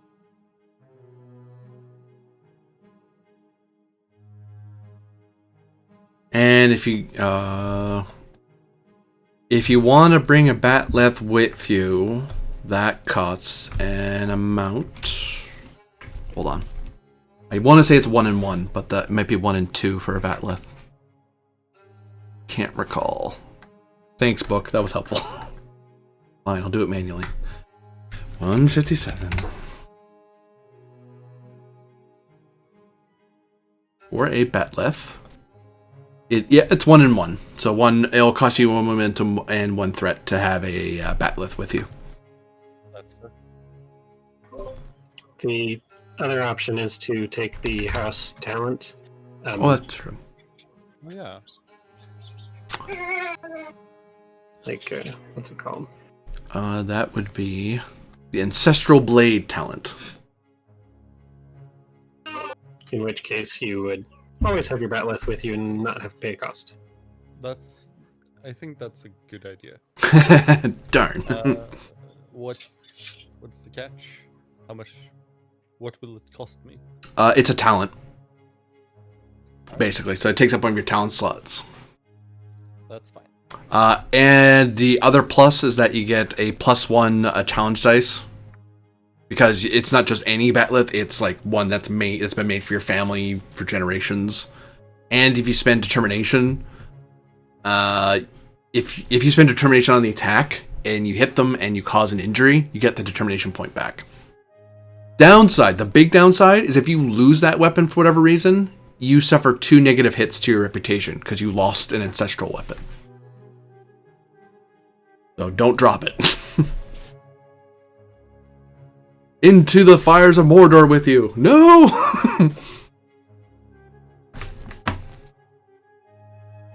Blade. Alright. Cool, then we don't have to pay. Fine. Have your silly Batleth then. It's not silly, it's my grandfather. I think it's made from, or the specific one I have is a gift from the Andorian side of my family. Oh heck, you might have like a long like Andorian looking heavy blade, or a Batleth that's kind of has an Andorian make to it. Yeah, I think so. It has blue wrappings, or used to be blue rats. Sorry, that's incorrect. It's a 4 challenge dice weapon.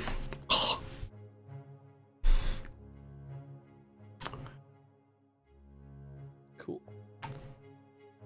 It's made from the best of ice hockey skates. Oh, it's made by yeah, I suppose it'd be like super jagged and stuff. Yeah, I can. BRB. Okay.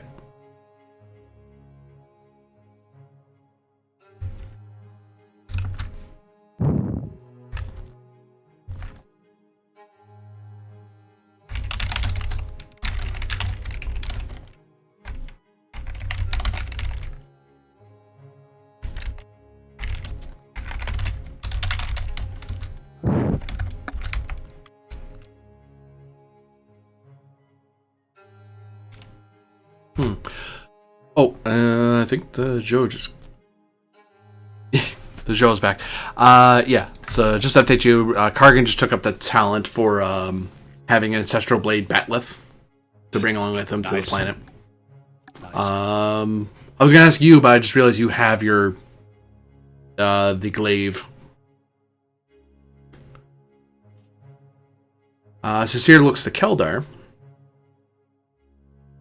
Well, I've got the Mechleth too. Yeah.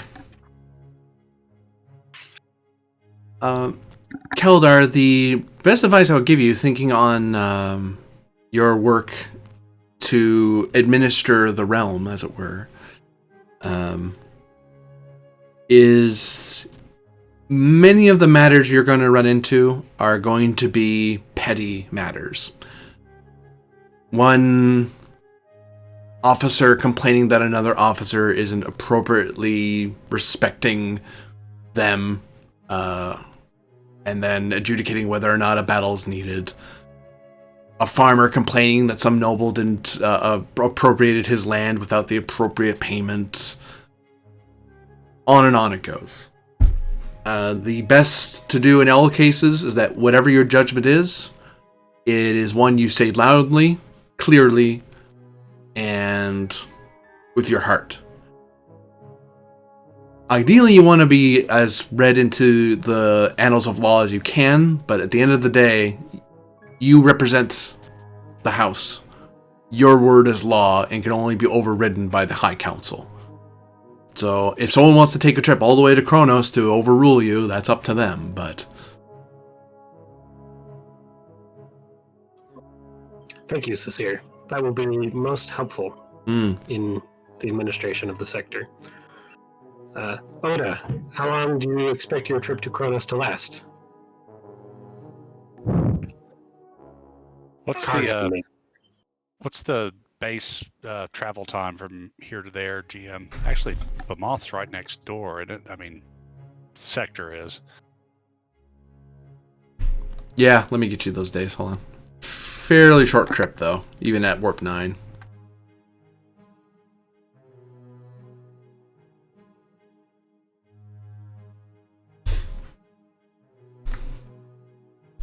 I should have to pull up my warp sheet and my map. No, don't do that to me.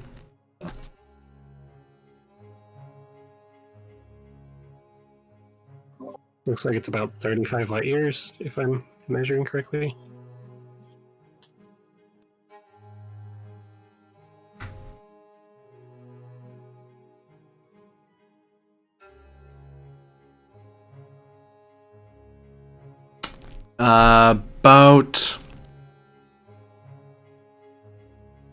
About 5.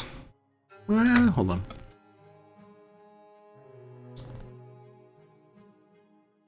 Just under 10 days.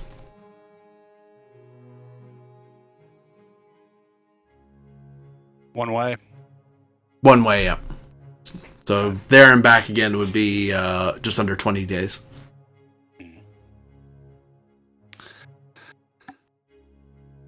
No longer than I must, but 20 days to travel.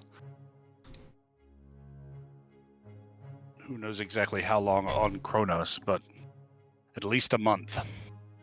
I will keep in touch by subspace and can offer any assistance that you might need through those channels. Tarkin, before you leave on your mission, set up a encrypted channel for Keldar and I. Very well, Hud. And I'll keep you advised of our progress on Kronos. I will endeavor to speak my judgments loudly and with my heart, and not call on you more often than is absolutely necessary. Do that and you cannot go far wrong.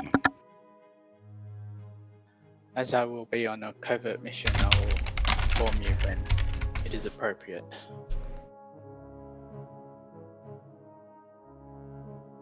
Understood.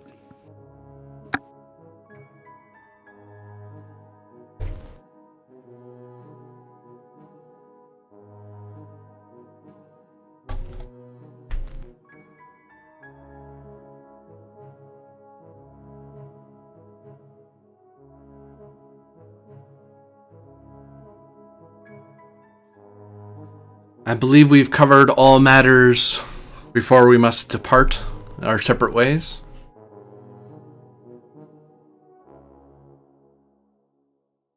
I can think of nothing else. That is all, Lord.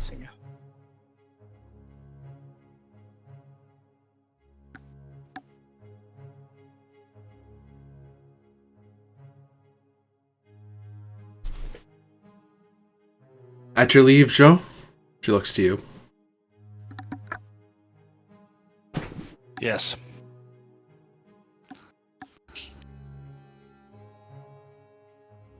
Let's begin. All right. Blah to us all. Kapla. Kapla? I do want to take the opportunity to talk with the Cowcat before we head out.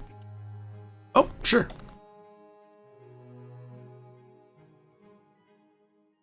I think this is the right place. Nope. Oh, I have it marked.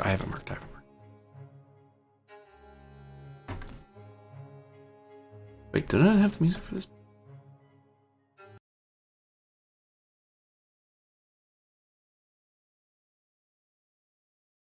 No. No. There it is.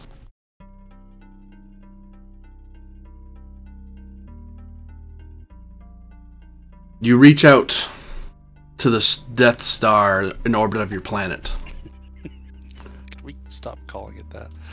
Oh, it likes that name. It seems very apt. And many Klingons seem to be looking at it as a sign of... There's various superstitions that are building around the crystal. Since not all Klingons really know what that is, and only members of your senior staff actually know what that is. True. Well, I guess it is kind of a thing where it was on the ground and then Oda walked forward and looked at it and it rose into the sky. You find yourself wading through an ocean of blood, reaching up about waist high. Ugh. You can see there is a swell and of waves, but nothing building enough to overwhelm you. But you can feel a sense of combat, of battle. Images of ships firing, of crystals screeching and exploding. And then you feel a sense of focus on you. Ah.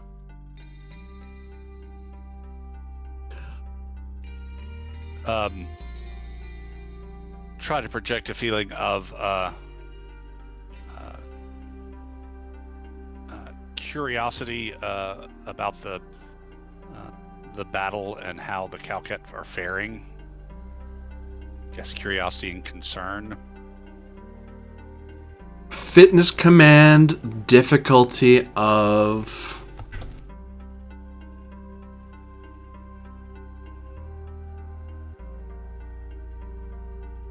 5. I see how you are.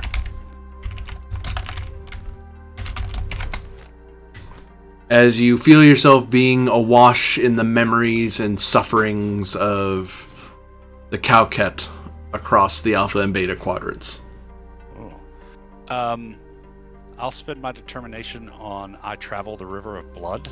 A little on the nose, but yes. Okay. So then there's 2, so I just need to hit 3, and I'm rolling. What? Fitness command 14, not terrible. So okay. He said fitness command, but he wrote fitness security. That's because I don't know how to spell command. Okay. Okay, so this So okay, let's do 1 threat for.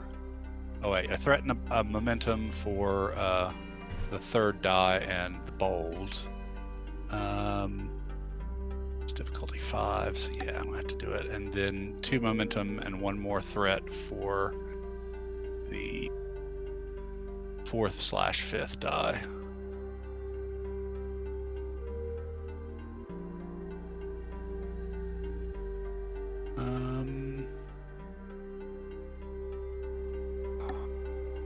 I don't think I have a focus that will fit in this situation, but somehow in my future I foresee taking the focus mental discipline. Standard comp. Yep. Okay. So that's 6 total. Nope. Yeah, 6 total. Yep. You gain a momentum. Rolling 1 challenge die for veteran. Nope. He is gone.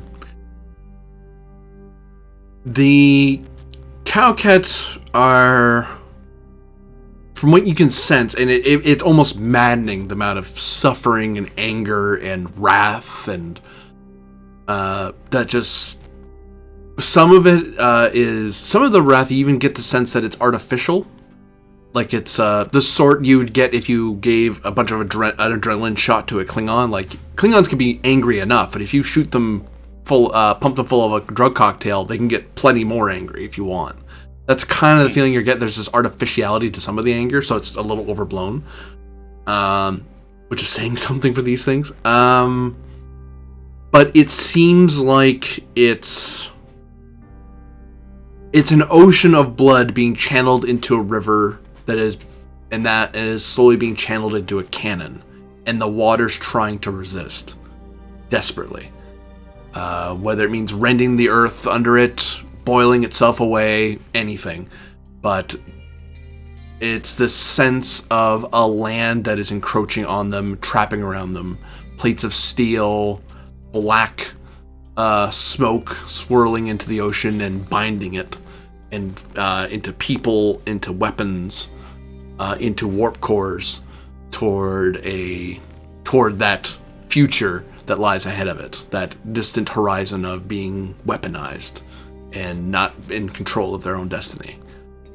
It's a sense of inevitability, and that sense is ticking them off, and you're getting the feeling that they could be doing more. They have chosen not to yet, but they're starting to get pretty desperate. The part that you're in is fairly calm compared to the rest of the ocean around, of blood around you.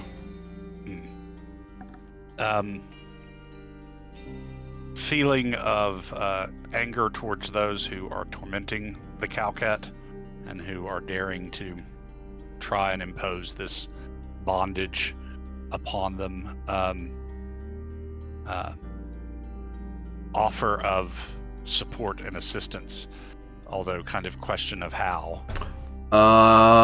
Give me insight plus medicine, difficulty of 2, as you get images of various or feelings of various alien species. So there's a half second where you have to translate what they mean into something that you understand.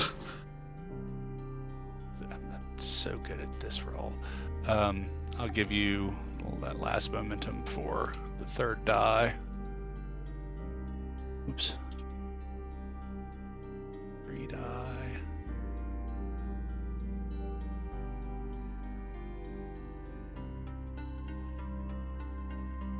Again, not really a focus.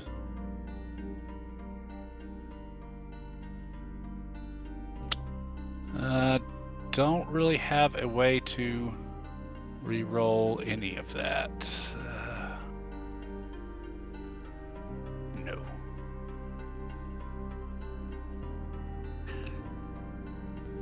You get a sense of various alien species. One that you get fairly easily is Klingons, image of human. Is like they talk around what a Klingon is, and then you're like, oh, you mean us.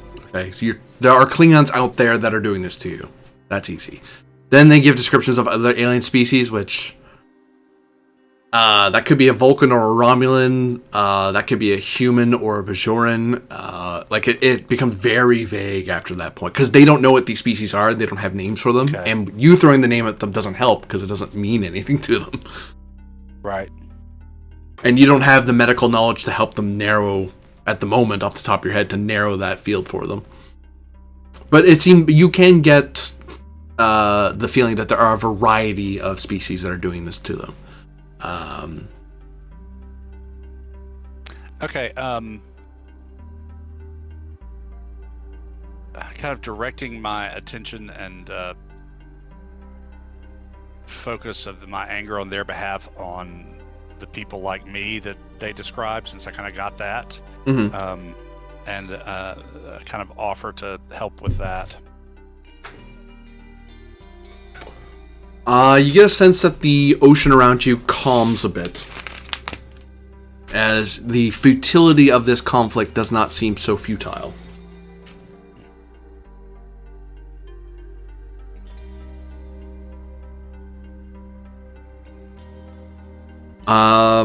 Sense of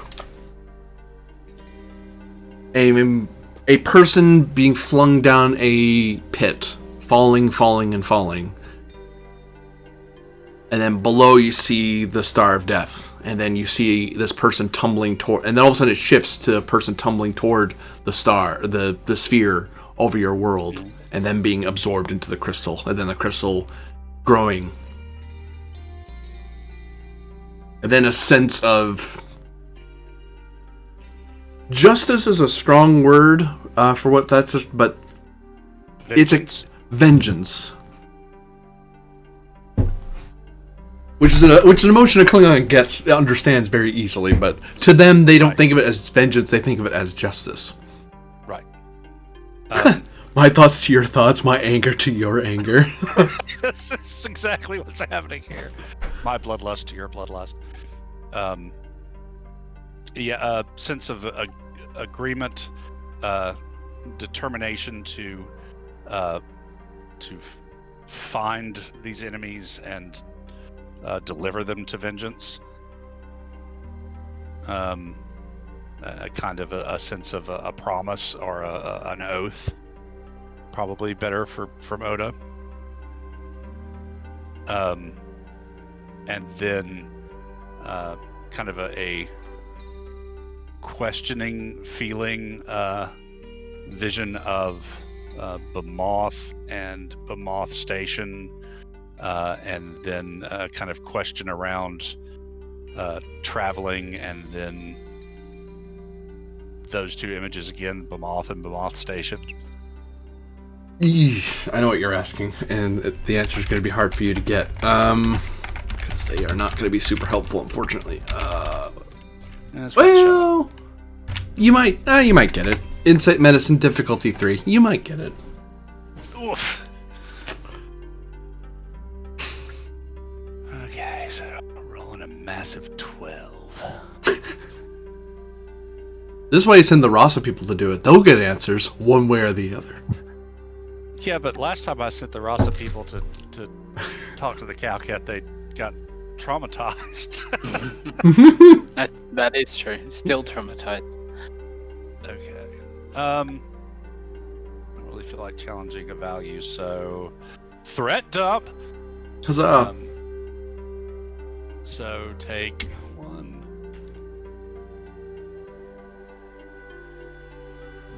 me do my calculations.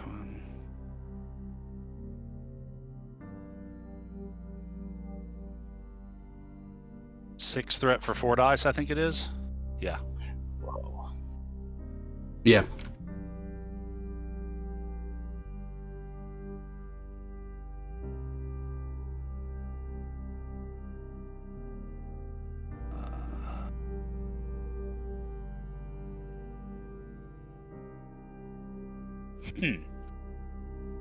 Argument for focus in poetry, because that deals with illusion and with metaphor, and that's something I'm used to dealing with.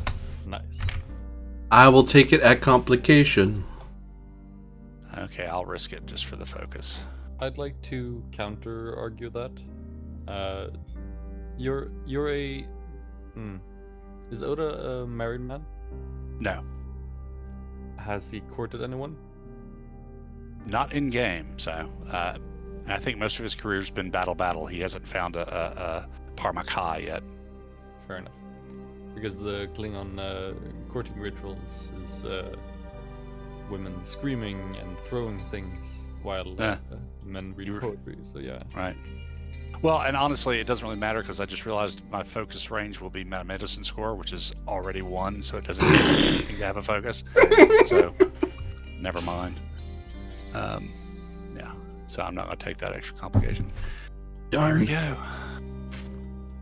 go. Oh, it's so close I can taste it. This is information we really need.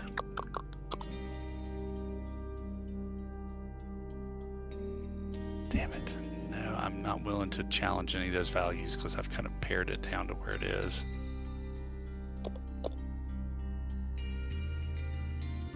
You can succeed at cost, but you're at risk of taking 5 challenge dice worth of damage. I'll succeed at cost.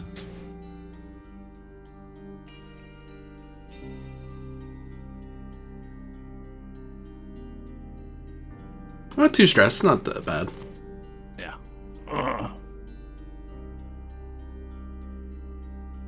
As the water very briefly kind of washes over your head and you kind of find yourself unable to breathe. And then there's that brief realization of, wait, I'm not actually here. What am I breathing? But you get a sudden rush of information of,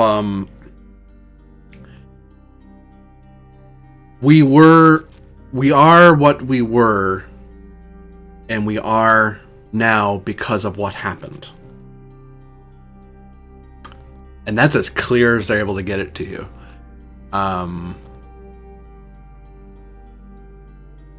We are what we were, and we are now. Or we are what we were, and we are as we are now. Because of what happened.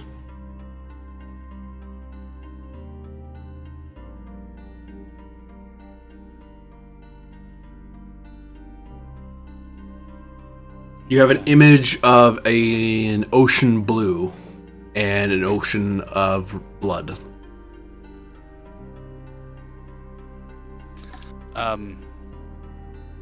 I'll sense of acceptance, sense of determination related to the Klingons who are attempting to imprison them, and sense of support in their fight for freedom.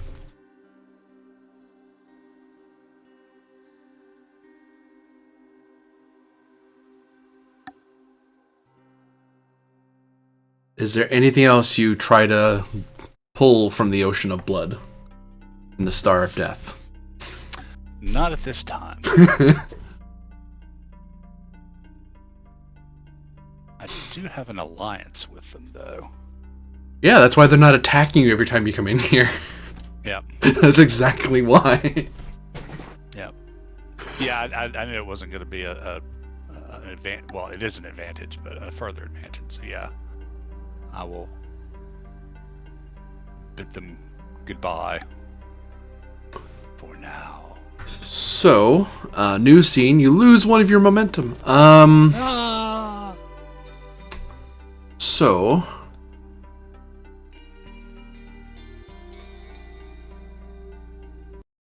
actually, more room may be more apt just as a holding space at the moment. Because we have to determine, or I have to determine. Oh, book.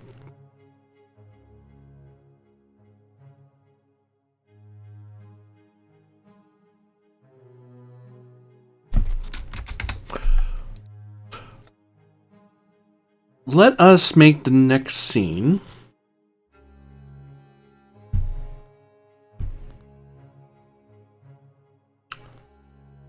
Let us focus on...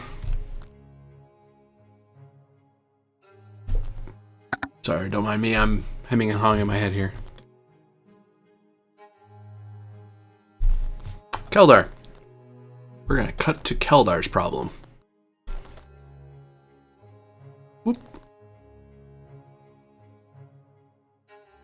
I have a problem? Oh yes, you have many problems. Hundreds of problems, in fact. Welcome to being the governor and having to listen to everyone complain at you.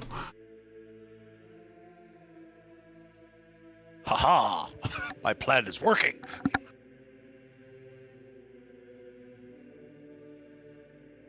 So you are permitted to sit in the seat of power in the palace of Beaumont Central. And as, is there anything you wish to do before you begin seeing petitioners? Is the trauma that I experienced from the Calcut representative here, or...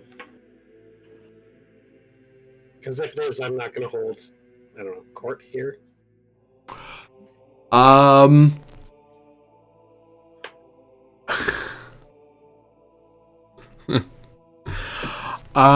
Shoot, you still have that, don't you?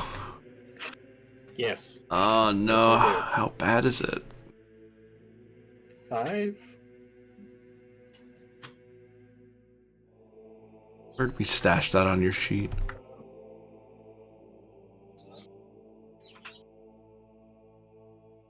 I don't think I wrote it on my sheet.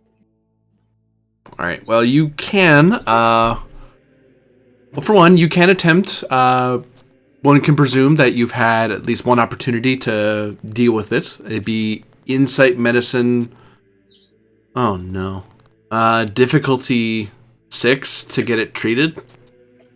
To treat yourself, rather, unless you're getting a doctor to help you walk through the problem. At which point they have to do the insight medicine roll for you. I will definitely get a doctor's assistance. So before you, we'll cut to a sick bay briefly. I have one? Yeah, I do. Oh, this is way back. Way back. It's Kanara. I don't even think Kanara's alive. Is she? Yeah, that's right. Because Yeah. they called her down to the temple during the battle. So, we know for sure that Keldar is able to get into a medical bay. Yeah, she's... So, a medical person to help you would be Sug Krull. I'm a Klingon doctor, and it's fantastic. Damn it. Is Rasa around by any chance? She can be around. Not Do sure you want her help? I'm not sure I want Ross's help. She has a perfect solution to this problem. Is it cutting part of my brain out? No, it's putting something in. Oh, okay, well. It's just it's just the size of a golf ball. Don't worry about it. Do it. There's no other doctor on the planet that would be better? Sug Krull is your best doctor you're able to pull at the moment. Okay.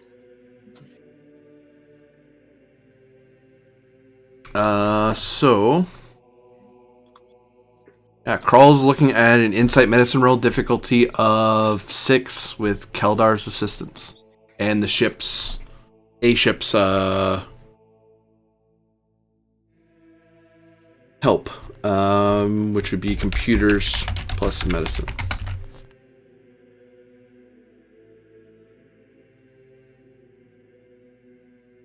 So looks like Crawl's rolling a 12. Oof. We are activating him, but we can't add anything until the end. Oh. What's Keldar rolling? 10. Don't have any momentum, so we have to buy anything we want to buy with threat.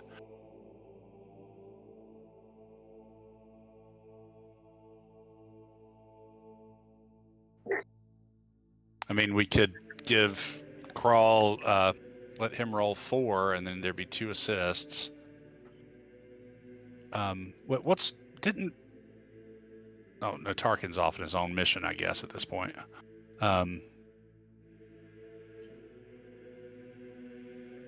Yeah, so we could give Crawl 4 dice with 3 threat. It's bringing the GM up to 19. But that's the only way I can see us getting there, unless everybody rolls 1s.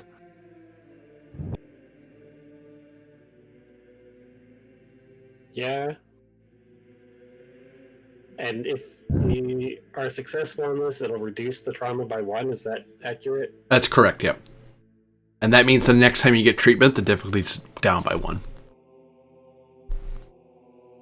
Okay. Well, may as well, right? All right. I think I still... the temple is still under construction. The Kalis monument. Yeah, I think everything's still under construction. You know, you could also require people to come to the Fortress of the Fallen. It's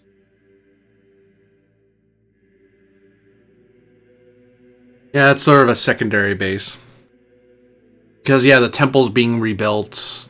Even and stuff. The city's being rebuilt. I'll probably have people come to the Fortress of the Fallen. But let's attempt this medicine roll first. Yeah. okay. So you got the threat. I've got Crawl in front of me. So, or do you want to roll it, Keldar? You roll for him. I'll roll my own assist roll. Okay.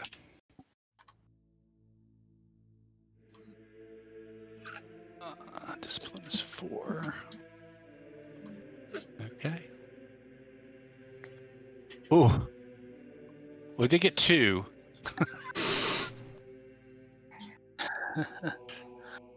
Plus the ship. Not that it much matters. Tarkin, you want to roll for the ship? Sure. What was Computers medicine. Computers plus medicine. this? So that's 10 also. Okay. And it always has a focus, is that right? Yes. Well, the medicine score is 1, so... Fear the medical facilities of these ships. Yeah. Welcome to playing Klingons. And 2 successes with a complication.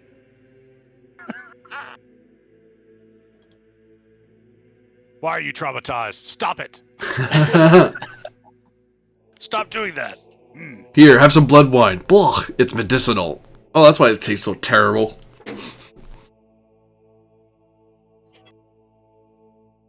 Yeah, try as you might, Keldar, the visions that the crystals bestowed upon you are horrific and very hard to reconcile.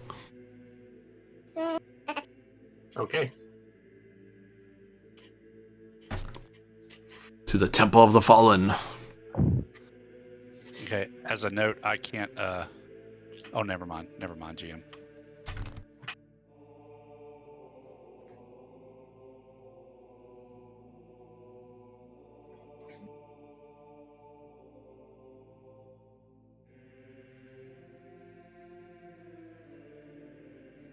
Oops.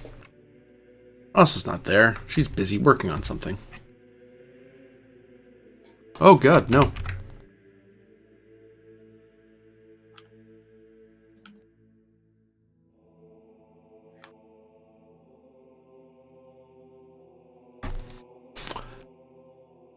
So, you essentially have 20 intervals to try to get through as much as you can to help maintain your house and make sure people remain loyal to your house, because you have to let them know that you actually care about what's going on in your realm.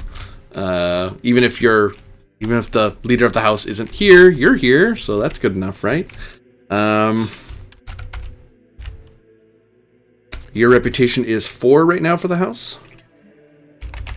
House reputation, yes. House reputation is 4.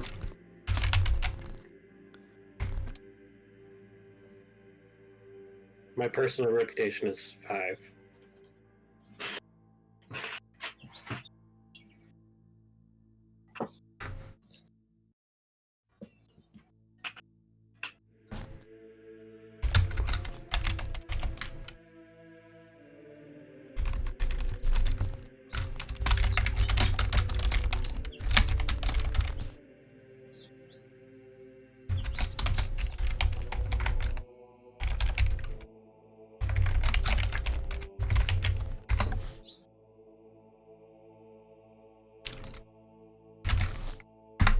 So, you are looking at a magnitude 4, work 30, difficulty 4 task.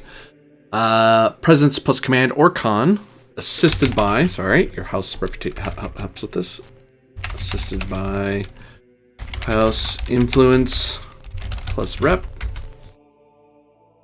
Because your reputation is higher than your house, you can choose to lower the complication or lower the difficulty.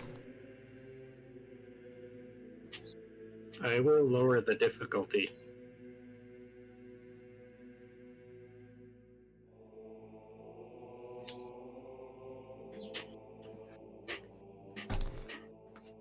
Okay, so that is a difficulty 3 task.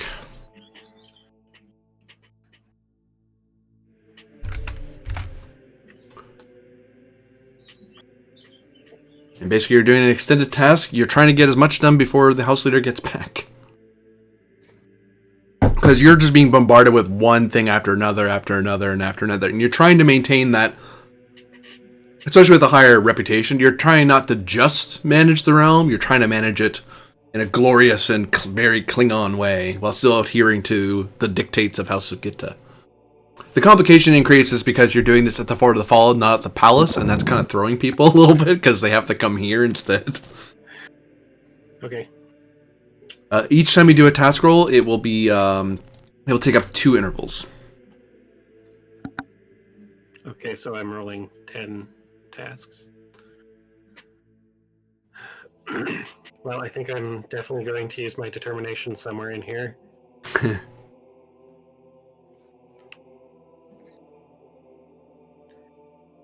Let's see.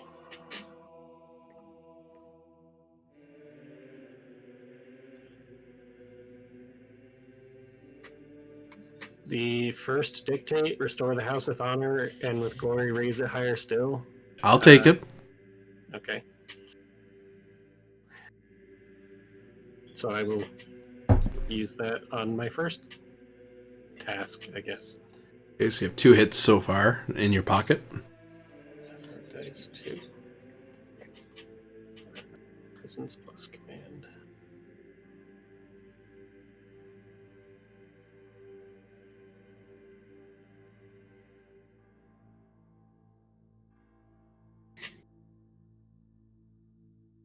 I don't suppose any of my focuses would apply.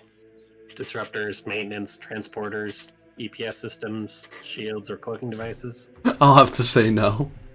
Yeah, okay, that's what I figured.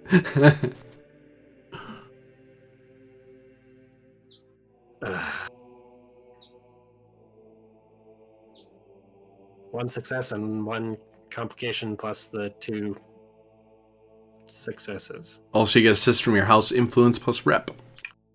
Okay. House influence.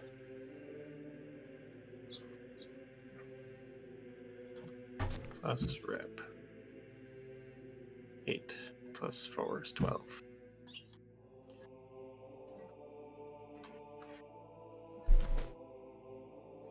And the focus for this is the reputation. Yes.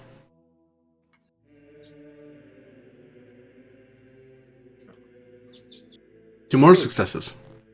So that's 1, 2, 3, 4, 5. 5 successes on the first roll. And I have the Order of the Batleth, which allows me to quash one complication without having to pay for it. Cool. So So I you will quash that complication.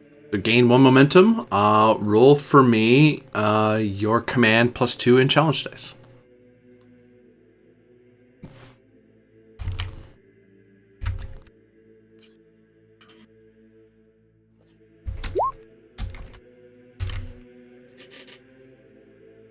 One, two, three, four. That looks like 4 work so far. You want to do at least 5 to have a breakthrough.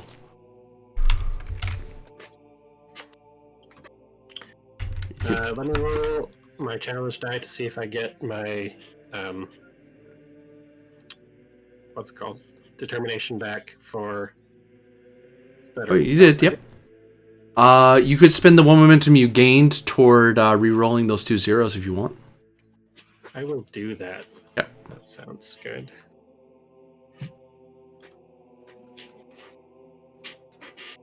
So a total of 7. Hmm? 7. Oh yes, yeah, math. Sorry. 4 plus 3.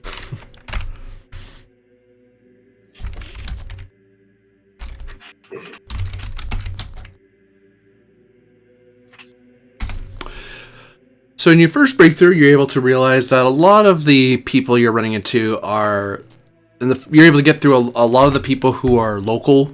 Just a lot of local problems. My building got blown up. My home's blown up. My house used to be this good. Actually, no, it wasn't. It wasn't that big. That was actually my house, and on and on and on. But you're able to get through all that because thankfully, the Fort of the Fallen still has a lot of the records that were like census data and stuff like that. So you're able to save some time and ferret out those who are trying to scam you into giving them land that isn't really theirs. Yeah. Excellent. You have another presence plus command or con roll, difficulty 2. I'll spend my determination on this one as well. Can't imagine why.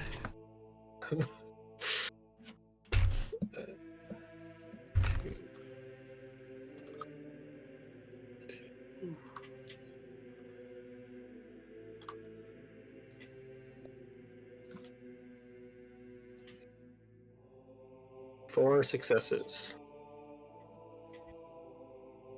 Plus the house? 5 successes. So, because that one is 2 successes. That's true. And test roller for the house. 1 die. 12. I hear some very pleasant birds all of a sudden.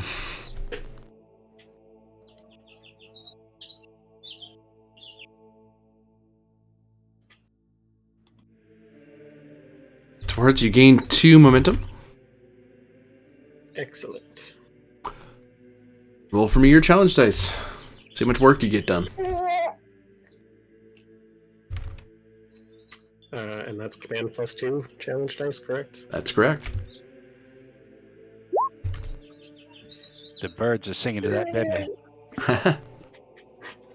It's 4 so far, unless you're going to spend 1 to try to re-roll that 0. Or it's just spend it 1 to get 1 hit, but...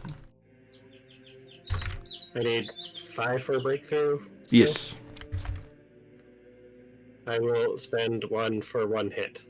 Okay, so another 5 work, so you're at 12 work. Your second breakthrough alerts you is reaching out to not just City Central, but also the rest of the planet. Various issues of various city governors and municipal governors and so on, dealing with their problems on a bit more of a macro scale. And just making sure you're getting... Some of it's just checking in. Like, they're just saying, hey, are you guys still who you say you are? Are the legends true? And so on and so on. Well, thankfully, there's not a ton of problems you have to deal with there. Most of the planet wasn't hurt, and they weren't occupied for very long, so the behemoth hasn't been damaged too much. So you're now sitting at a difficulty... You would be sitting at difficulty 1, but... I'm not that nice. Oh, no. Of course you're not. 2, 3. Temp difficulty of 3. I'm going to roll my challenge die to see if I get my determination back. Okay. Nope. No. Okay. Had to run out eventually. Yeah. Well, it doesn't have to. It could have kept going. I wouldn't have complained. Okay.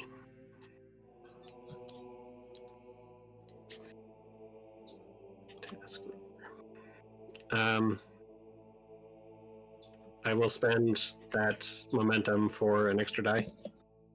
Yep.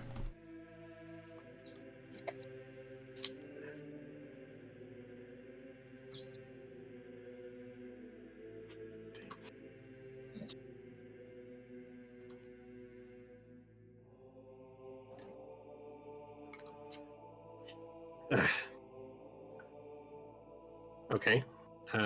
Now I will roll the house.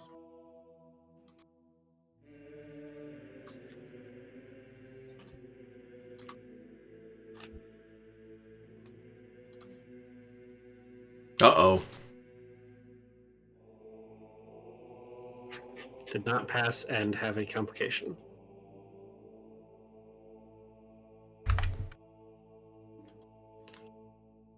I am going to knock back all the work you've gained so far. And you will have spent... Wait, that was intervals. Whoopsie. Not all the work. That's not how that worked. It would be... So you're down to 8 work now.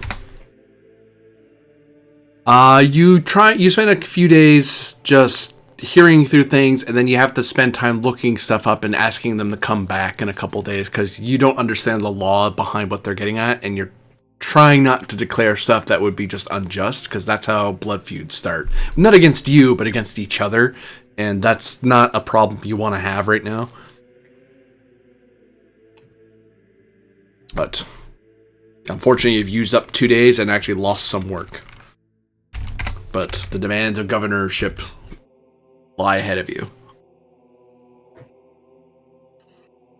I have to spend to keep the difficulty up. 2, 3.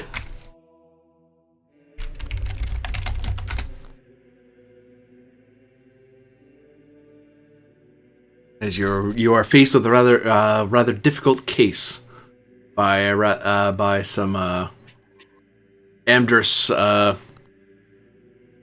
governors who are really dead set on having a new military base built on the world, for training people, and it's turning to a whole thing.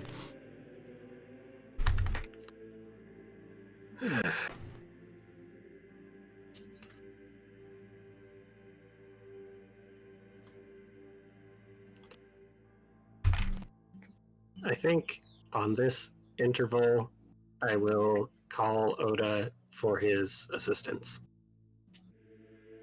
Is that acceptable unto you, Oda? Do you accept my transmission? Yes. Plea for help. Yes, please.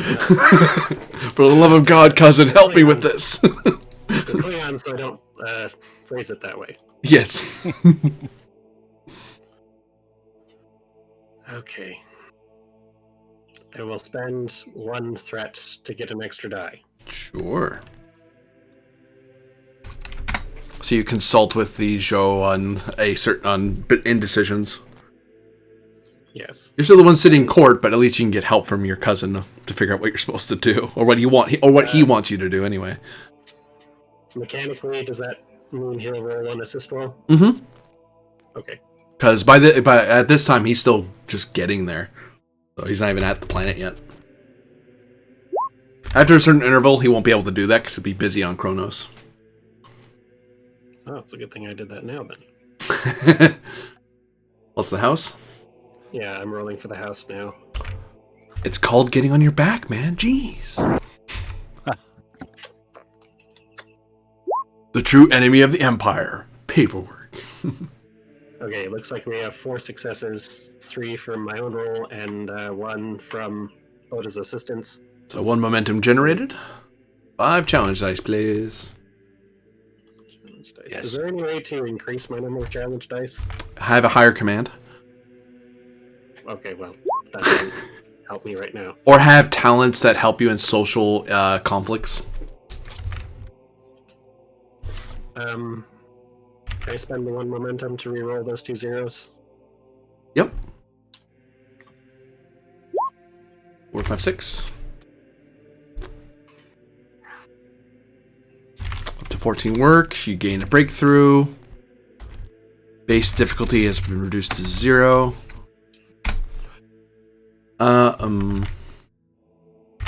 So, you're able to finally get an agreement where you're able to keep Amdris happy and your loyals of SupQuit'aH happy on Bamoth to kind of keep training, because you still have to train new warriors all the time. And when the capital city got blown up, you have to find a new place to train people. And Amdris insisted that they should do it. SupQuit'aH members are like, no, we should. And you had to very carefully manage it so it didn't turn into, well, they're traitors. How dare you say that? Let's kill each other now. It's like, not now, guys. We're trying to rebuild things, not kill each other. We won the war, just move on, you know. But now you have to attend to the matters out of the entire sector. So, huzzah. Difficulty 1. We'll put this to diff 2, because I don't want to throw all my thread at this.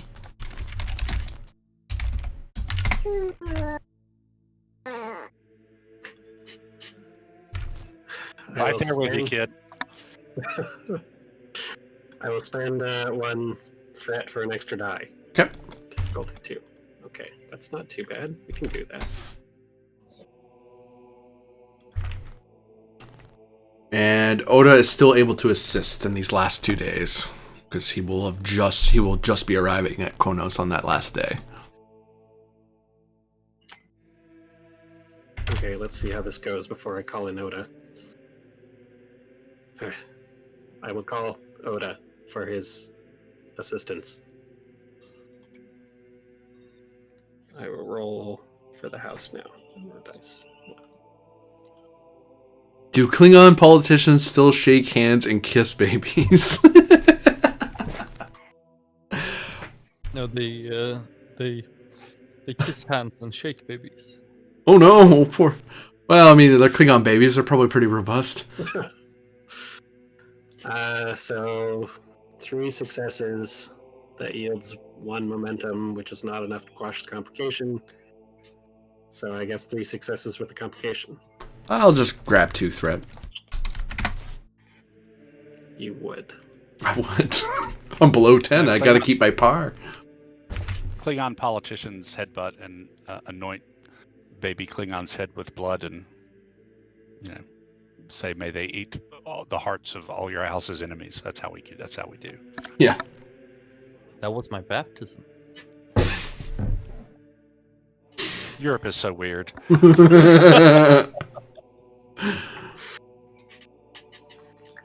5 challenge dice, please. Good sub-governor. Challenge dice. Sub.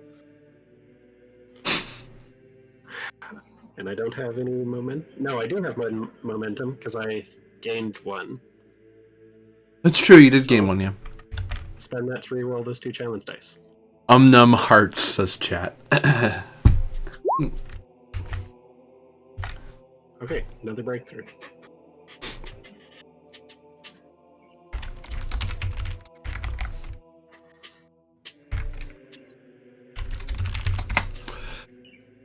So yeah, after 10 days of hearing the pleas of the people and the various petitioners, Klingon and not, but but all under your all of the Bemoth sector. The last breakthrough is just check in with those who are elsewhere in the sector. Normally they deal with their planetary governors, so they don't normally come all the way to the sector capital to deal with stuff. It's coming to you in that regard. It's almost like, to put it in other legal terms, it's like someone going working their way up to the Supreme Court. Like, you don't go straight to the sector capital. You talk with your municipal governor, then the planetary governor, and then if the planetary governor hasn't executed you yet, you can get a flight all the way to the sector capital and argue it there. So you're healing. Thankfully, these cases aren't too hard, because you got a lot of the work's already been done for you. Some of it is just some of it's Rasa people complaining that this doctor didn't do enough testing. This guy said he didn't let him blow up enough moons. Weird stuff like that from Rasa. Gamola, or Amdris, sorry, is dealing with a lot of just. Have you guys shifted out the mercenaries by this point? I don't think you have yet, have you? No, we've still got to find one more point of might for a house to do it. So there's that problem right now, where there's the mercenaries doing things and getting into fights and determining whether or not they're really part of Amdris, that sort of thing. But you're able to smooth everything out. But in general, the sector is well under control, and you, even though you had to call your Zhou for assistance, you're able to manage the realm and still have plenty of time ahead of you to just work on personal matters. I mean, there's still occasional times you'll have to show up at the audience chamber, but it's such minor stuff. It's not worth rolling, so we don't have to worry about it. Excellent. But you are successful.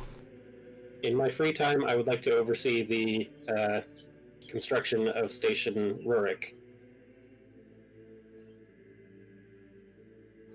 I'm trying to recall how long that had. It was a month originally. Was it really only a month? That's a very short time. Or was it a year? Oh no, it was a year, right? It's like, because it wasn't the buildings. Yeah, that's right. Yeah, I'll say you actually knocked that down by a whole month, because you spent so much time just helping, personally putting in time to work on it. Nice. Oh no, I'd be happy to meet you in Bemoth City, but I've got this thing on the station I have to take care of. Exactly. You want the planet to be defended, right? Should I be in here for this? Yeah, this is a better place. No. Well, behind the scenes for those of you watching the stream.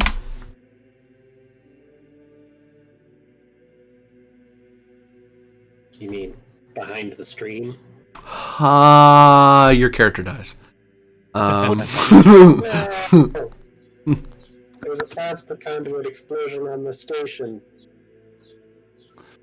That happened to a character in the Sunday night game. Well, a supporting character who made a Star Wars reference in a Star Trek game. He had a sudden massive heart attack. It didn't help that the character's avatar was actually Harrison Ford, and the character's name was actually Hun Duo.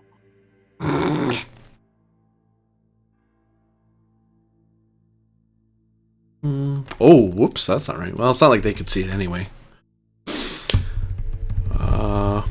You did not rehearse this. I didn't set up exactly where they were going to fight. I didn't know who was going, so it changed what was going to happen. So. On Kronos.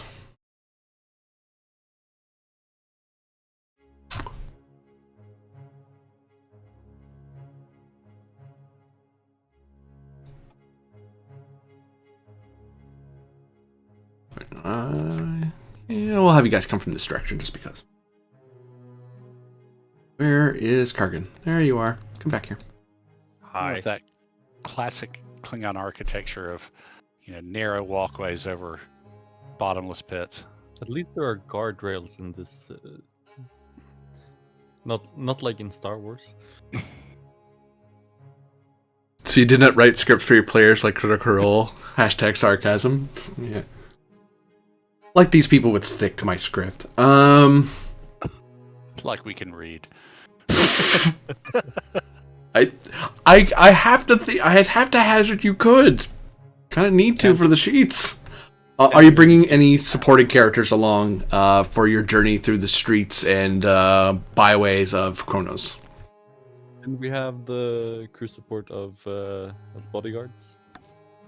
So you essentially have a security, an advantage for any security role, because it's presumed you're getting communications over your comm badges about positions of enemies, and if you are shooting at somebody, you'll get mysterious disruptor fire from some distant building to help you. But our retainers as well. Oh yes. So you have the additional advantage of basically have 2 advantages actually towards security. Nice.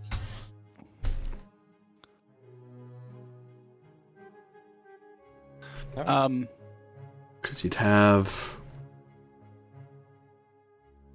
Klingon one, whoopsie, It's a big fucker. and an Orion one.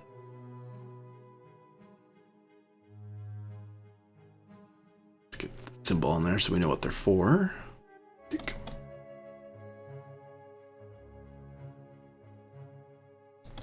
So as you're walking the streets of Kronos, there's all the niceties and politic of getting there. Before you get too far, GM, Yes. let's go ahead and activate the security secondary character Votor. Sog Votur. That way, somebody else can play in the scene. No. Not allowed. So whoever wants to grab Votor. Do you want to do that, Kilda? Arhona, you haven't got to play much today.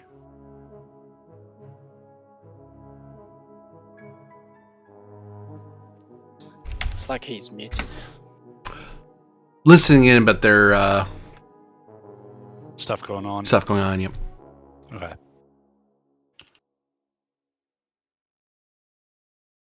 A Klingon guard who was raised on corn and beef, 6'7", 300 pounds of mean.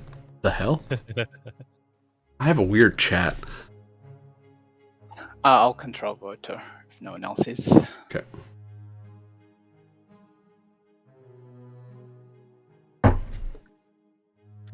A nice day. So, the 3 of you are walking the streets of the mighty city of Kronos, where the teeming masses serve to the great power of the Empire, to houses great and old, and those new, such as House Martok, which has grown in power at an incredible rate, given that a commoner suddenly became the Chancellor of the Bloody Empire over a long career. So, Kronos is a mercurial place, with many great trades from people all across the galaxy. No Romulans. I was going to say Romulans, but I don't see any Romulan coming to Kronos and living. But various species from the Federation, some Ferengi, very few, but some Ferengi. Various species that are of the Empire that have been conquered and they are permitted to come to Kronos. Yeah, it's a very busy, teeming city, and there's a bit of a wait time. Like, you guys are here for the summons, but there's a lot of dithering about that you have to do before you get to. It's like, hurry up, get here. Oh wait, you're like number 10 on the docket, so you wait here until the Chancellor has time to talk to you, sort of thing. So you kind of have to wait until he calls for you. There's stuff you can do on World, of course. But what would you try to do before your council meeting? Get shit-faced on blood wine?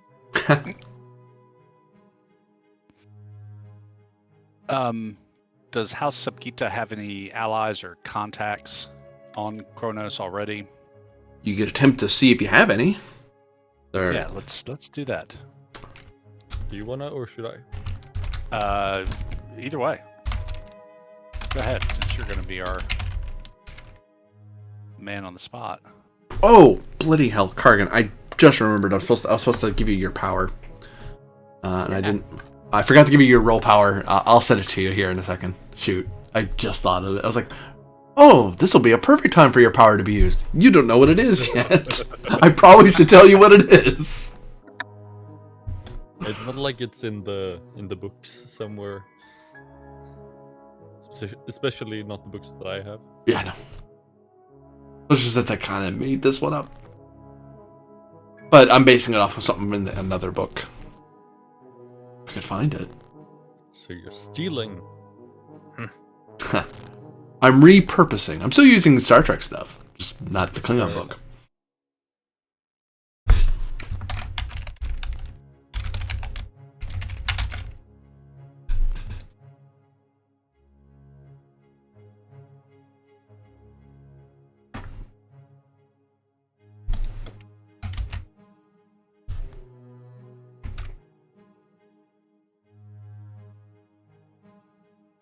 What do we think the role is?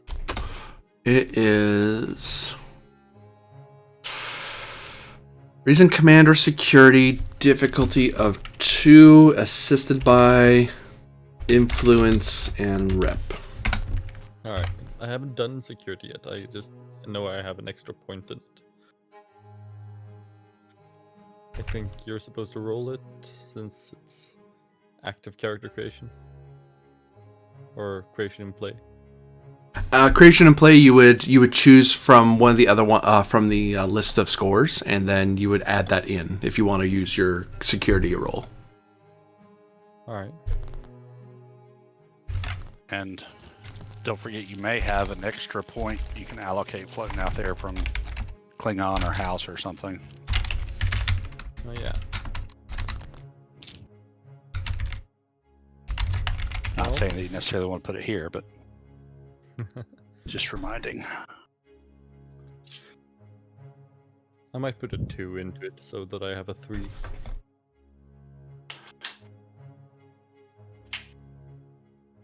So reason security. Reason security or reason command.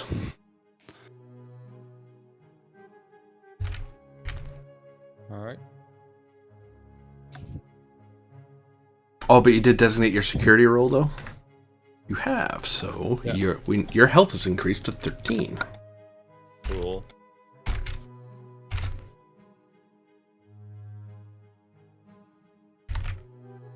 Not 22 dice, please. Attribute and discipline. The fuck? This is so much harder than the other. Yeah, it takes getting used to, I'll admit.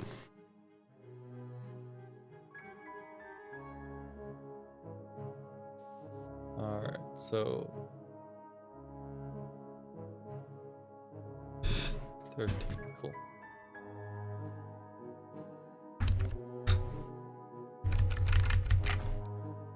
Discipline focus.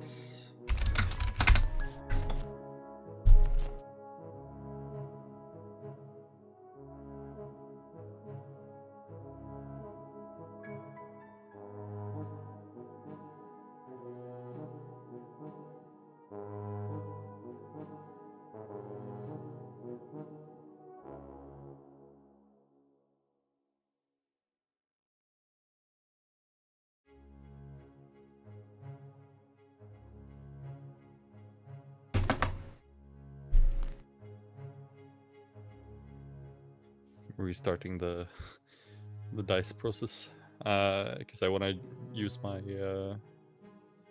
my power. If I might. So you're gonna spend 2 momentum to create an advantage for yourself? Yeah. Okay. You don't have any momentum, but you can give me 2 threat instead. Well, that's not what the power says. I need to have momentum to do it. Anything you can spend momentum on can instead be you can use threat. All right, fine. I thought we were going for rules as written here, but okay. Anything momentum could do, threat can do better. Sure. Yeah, we go through a lot of threat and momentum. An advantage would be an extra die then, right? I don't know where to fill that in. It basically brings the difficulty of the task down or the complication. So basically, you have information. You already have some briefing and knowledge about Kronos ahead before you even got there. Because that's literally that's what you do day in and day out, is research and keep apprised of what's going on in the Empire. Alright, I'm gonna roll it. Nice.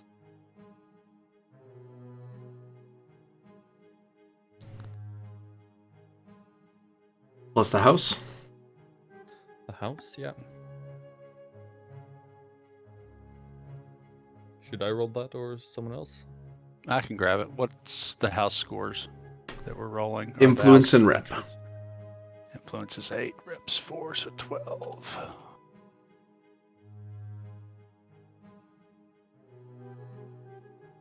Yeah, no help but no hurt. Oh yeah, you're able. There are allies of House SupQit'aH here. Some old, some new. Well, not direct allies, but people who are at least sympathetic and friendly to your house, if nothing else. Like, they're willing to meet with you in their homes or in their bases here on Kronos. Cool. Potential allies. Yeah, so let's maybe, Let's do some networking. let's do some networking, talk with some people. Maybe buy people a few rounds of blood wine. Find out what's been going on lately. There are 3 houses of note. The fourth ally is they're a minor house. So basically, no great influence or power, but no, they like your house and they think you guys are neat. And it's like, well, it's a free bottle of blood wine, so it's hard to say no to it. But there's not a whole lot. There's nothing strategic they can do for you, other than a place to sleep or a free drink, that sort of thing. In one other case, you're able to meet with a house that is... They're a Kronos house. So they're not a great house per se, but they are the Klingon. They are Klingons who could tell you a little bit about what Kronos is like right now. And their influence kind of begins and stops. Begins at the surface of Kronos and ends at orbit. Like, it doesn't go much further than that. Which is still pretty good, but, you know, they're not a great house or anything. They're a political maneuver, a political house. Which is, some people would consider that an insult to them. They've always been in Kronos, so that's just life. We still have to deal with the issue with House Smalltalk and the Torg. Yeah. There are also 2 great houses that you can network with as well. The question is, what are you going to try to get them to help you with your current case, or are you going to try to get them to help you improve one of your existing scores for the house, or do you wish to try to forge a new, a proper military alliance with one of them? We needed to improve our influence, right? Certainly wouldn't be a bad idea. Yeah. So the Kronos house might be a good idea to form a Well,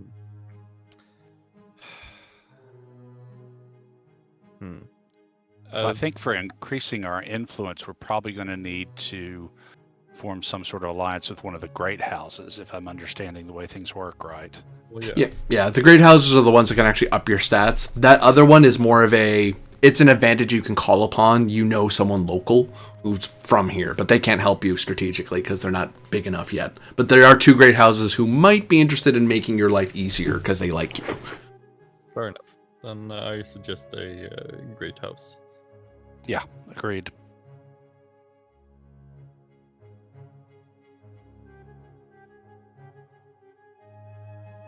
Did we have a couple of names or what they do? I can get you the names later. At the moment, it's just a matter of you have 2 great houses that can help you either by one of your influence, might, or wealth, or a military alliance. I mean, influence and wealth are kind of low currently. Might we can deal with. Yeah. So let's think- pay a go visit to one or two of these houses. I think focus on influence. Wealth might have to go down to secure it, though. We just got wealth up. Yeah. Give me presence plus command. Difficulty of 2. Assisted by your influence, and actually, you put it on the head. You're trying to help influence, so let's see if your wealth and rep can improve your influence. What's your presence command? 17. I have 16, so yeah, I'll assist you. Okay. Difficulty's 1 because of the Kargan's advantage. Yeah. Because Okay. Kargan saves you a lot of time in having to navigate how Chronos works. Okay. Can I call upon my trait of hero of story and song to reduce to a diff 0 task? Hell yeah. I'll increase it back up to 1 for 2 threat. Ow. Okay. Because this is, yeah. Okay, so difficulty 1. Going to do. Yeah, let's just try it straight. No, take a threat so I can have a reroll. It always makes me nervous not to have a reroll. Okay.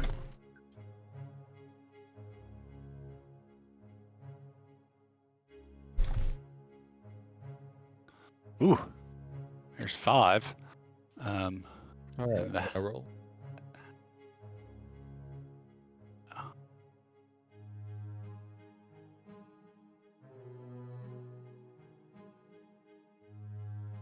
Good gravy. 3, 4, 5. Yeah, now I'm rolling hot. House roll. Kargan's roll hold adds on. another one. Hold on, 6. I'm waiting for the sheet to open. It's roll 20s. Decided to play this game with me again. What are we rolling for the house?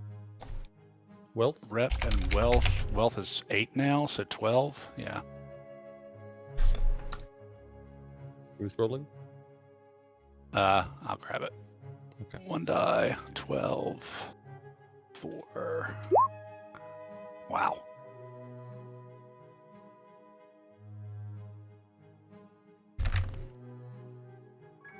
So that's a total of 7, so we have 1 float. Nice.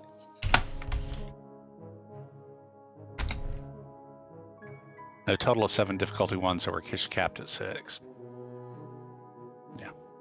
Yeah, you're able to increase your influence as they're willing to make introductions to various luminaries on the planet, on Kronos, and give you a few subspace frequencies to elsewhere in the Empire. Nice. Yeah, the sheet's not even opening for me. It's just spinning and spinning. So See I'll what I can do. edit that in for you. Let's get Roll20 did this to me the other night. oops. How do you even change it? Influence is up to 9. Whoop whoop. That was House Chibora that you get, who helped you gain influence. What do you want House Could you- Gunna to do for you? Could you put that spelling in the chat? I did. Oh, there it is. Duh. Thank you. I'll put it in Discord as well, just to be extra safe. All right. What has House Ghana to offer? Similar deals. They could help you through increase your influence, your might, or your wealth. They could also be interested in a military alliance. I think a might be a good idea. Yeah, might. If we had another might, we could get rid of the mercenaries. The flip side too is, we're not a particularly wealthy house, but we can go either way. Either way would have its advantages. Yeah. Yeah, might.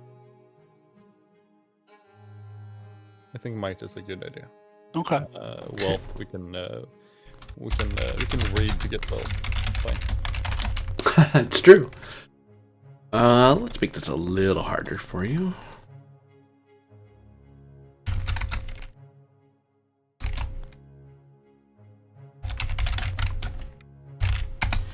Presence plus security difficulty 3, assisted by your influence and rep, as you try to convince them that you are worth their time to sell their various military goods and purchase the Worth your time.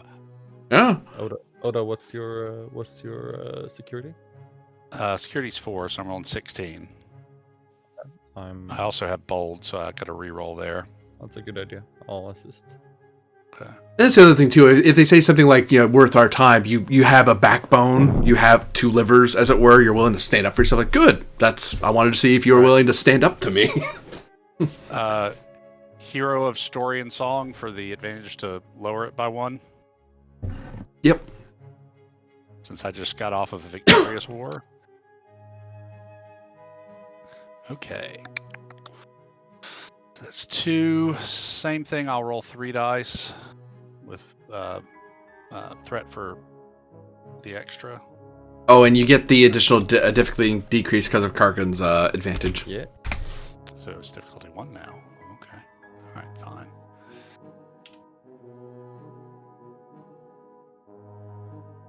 There's 4. And the house is influence and rep, which is also is now 9. So 13. Yeah.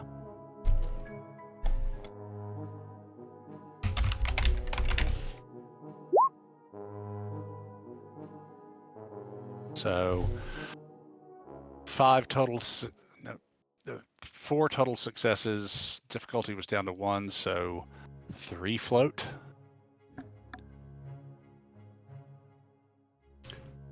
So yeah, out of the Great House Ghana, you're able to convince them that if they send warriors your way, and professional soldiers, and maybe even some extra parts for your ships, they might see you helping them back in the future. But for now, it seems to be they'd rather you won your wars than your enemies win theirs.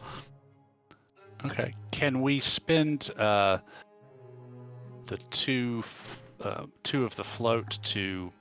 I don't know if you'll let me do this or not, but you know how you can spend glory to create an actual alliance? Mm-hmm. Could I spend 2 or 3 of that float to do that here? I'll just spend 2 of that float to decrease the cost of establishing an alliance with them. So that's fair.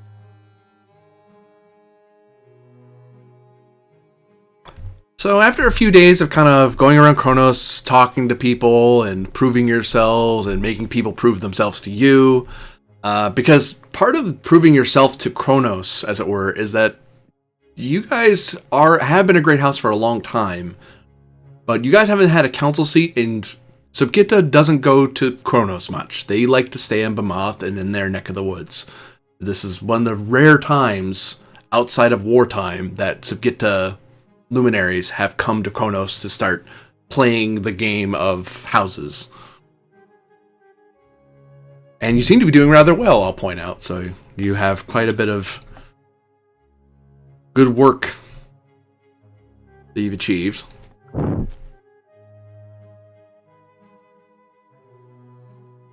It's good to hear that we're doing good work.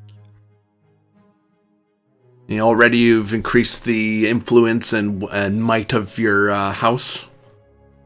But it seems, as you walk down the narrow walkways of the city, that some people don't like it when you're succeeding. And Oh, sorry. I have combat music. That's what it's for. No. Oh, why don't I have these guys in the thing? Gosh darn it. Fine.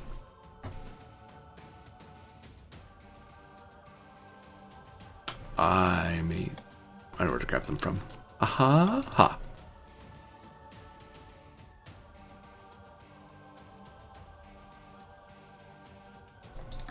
Some Klingons begin to rush you as you begin to cross one of the narrow walkways.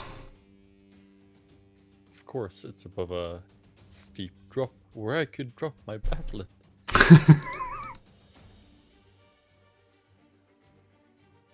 Oops. Da, da, da. Is that right?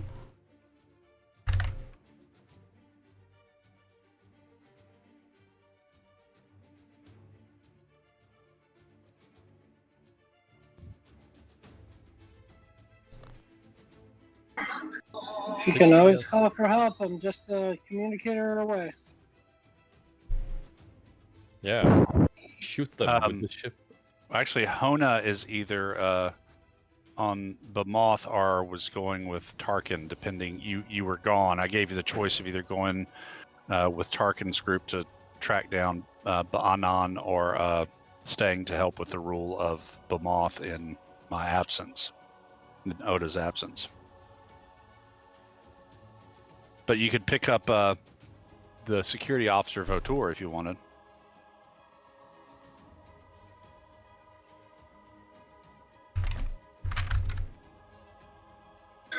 As for Lahona's position, I prefer him to be on Bemoth right now.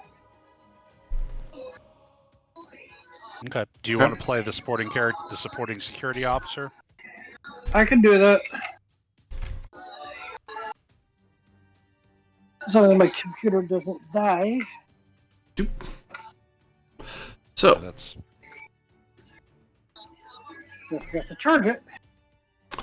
two teams of Klingon assassins meet, and you start being called. And actually, because you have the advantage of the Orion sharpshooters, you get to act first despite them having an ambush, because as they begin to ambush you, you're being called over your comm badges. Ambush ahead of you and behind you. Get ready. We're moving into position.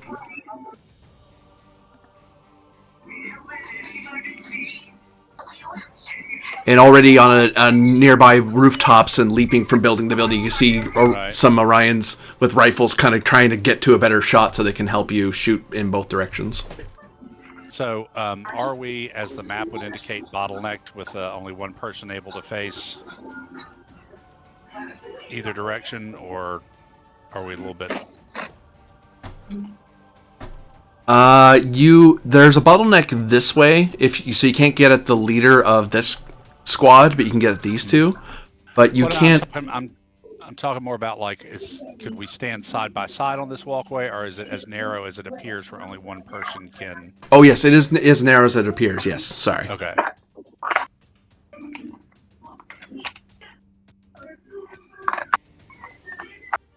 All right. Like these three all came out at once, and then this guy came out this door, this guy came out this door, and this guy came out this door. And they were going to do something, but you guys kind of already know that they're coming when they start coming through the doors. I'm gonna draw my disruptor pistol.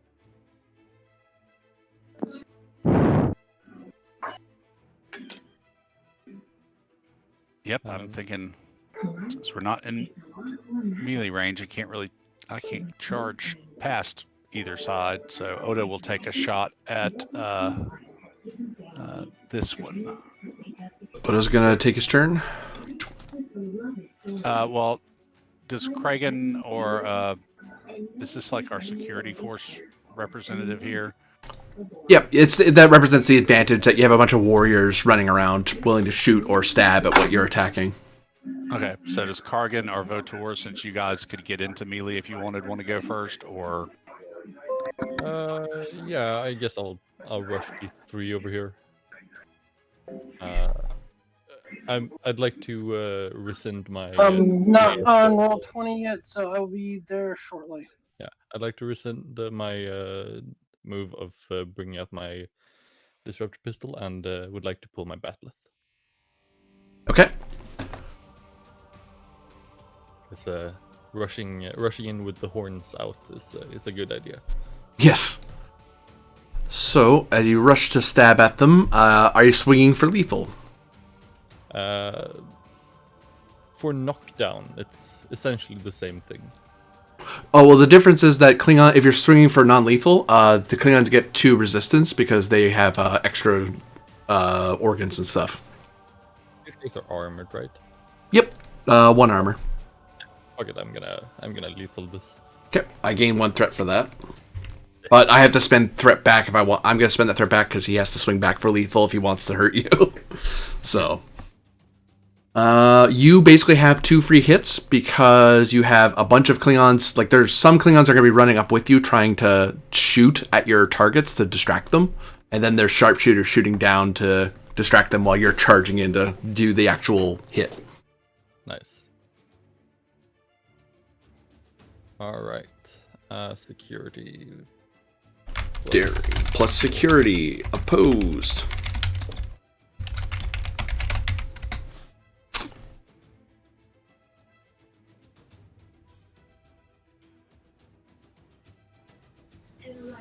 Alright, I'm on. Roger. I'm gonna spend at least 1 threat to buy a die. I'd like to do the same.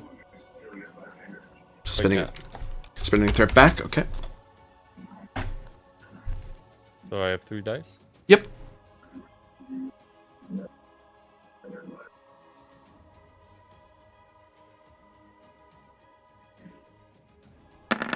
I would like to generate a focus. Sure. What focus do you want to generate? Close combat. Sure, I'll take it.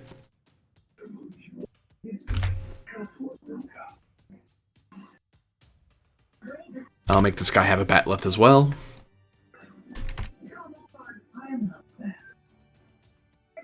I should probably note that he has a batleth in his hands. That'd be smart. There.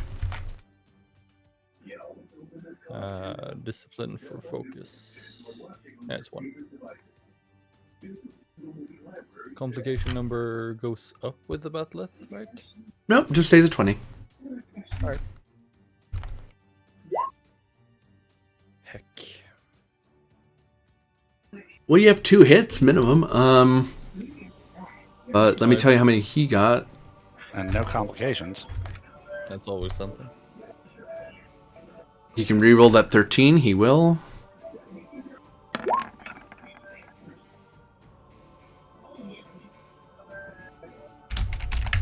Four hits for the enemy. You only have 2 hits on the board.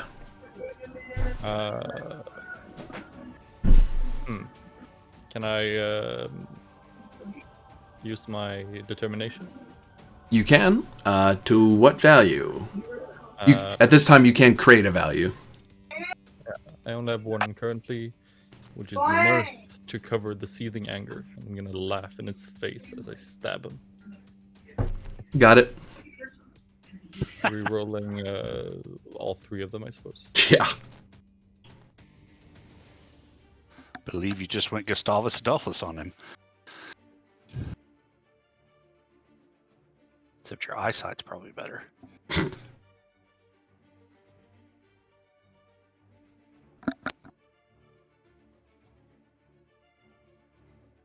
There we go. 3 successes plus the 2 is 5. You gain 1 momentum.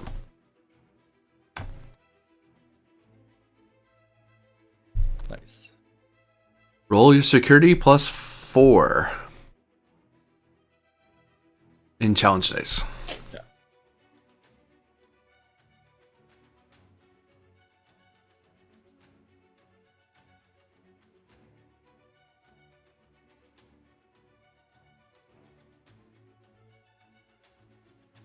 Four, 5, 6, 7, 8. Nice. He only gets 1 resistance from that because of the armor. That's still 7 stress. Ah! And he goes tumbling to his death. Let's spend 2 to keep. Sounds like a plan.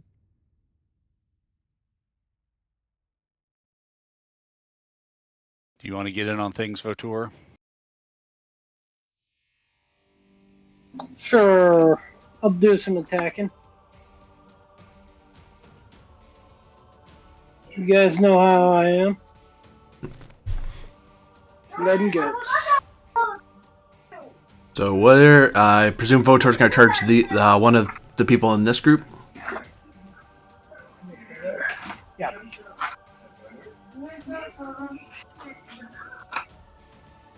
What? No one.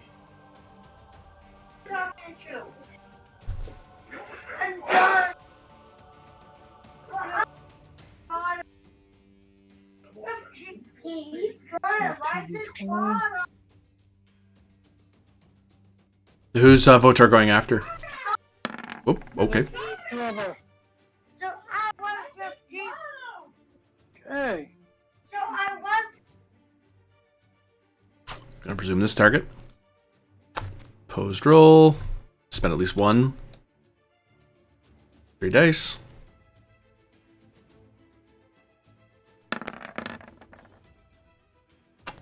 One, two. That 13's not enough. I'm gonna re-roll that 13 because that's the power they have.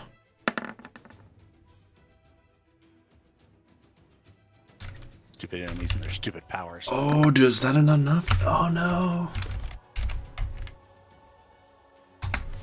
3 hits versus Votor. I presume a 9's enough. 1 and I presume 11's enough. I'll double check.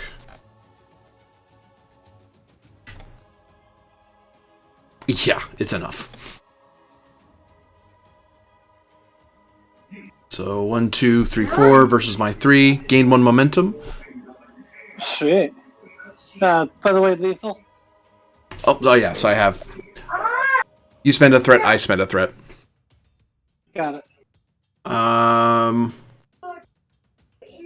Roll for me.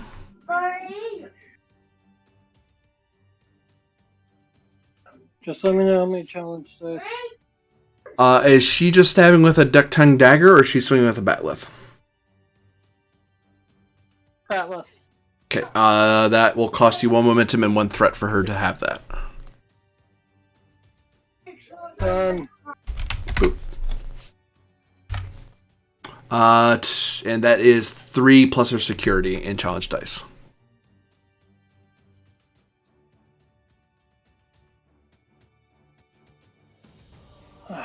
Let me see what.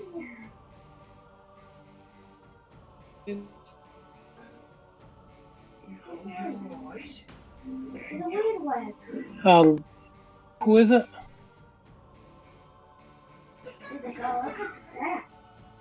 That's Votor. Sog Votor.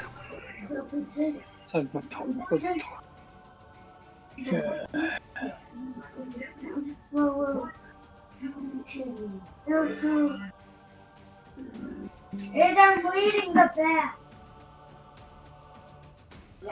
Let's see. Security is 4.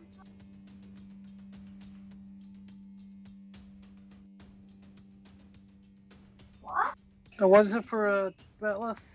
3, so 7 challenge dice. Just the weed whacker and the weed blower hat. So how much does the weed whacker have? So how many extra wheels does the weed whacker need?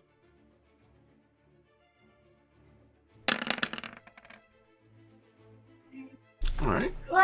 So that is 1, 2, 3, 4, 5, 6. Wait, sorry. 6, 7. 1, 2, 3, 4, 5, 6, 7. Minus 1, 6. And this guy goes screaming to his death.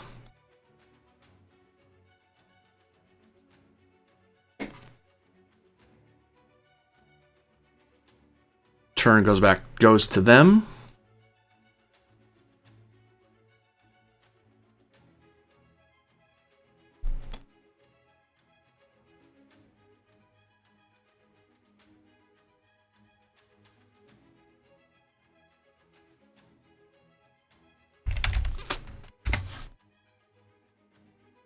And this guy is going to have... He's just going to stab at you with his deck tang. Stabbing at Kargan. Spending a threat for lethal. I assume you're spending it back? Yeah. Spending that to have at least 1 die. Actually, 1 extra die.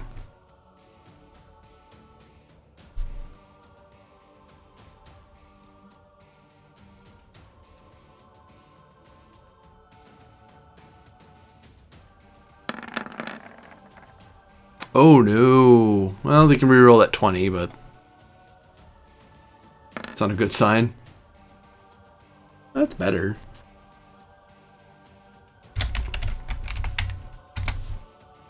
Three hits.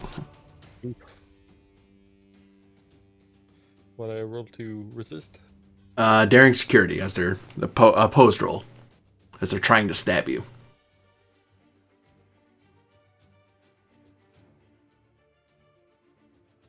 I'll add another die. Okay. With threat, presumably? Yep. Okay.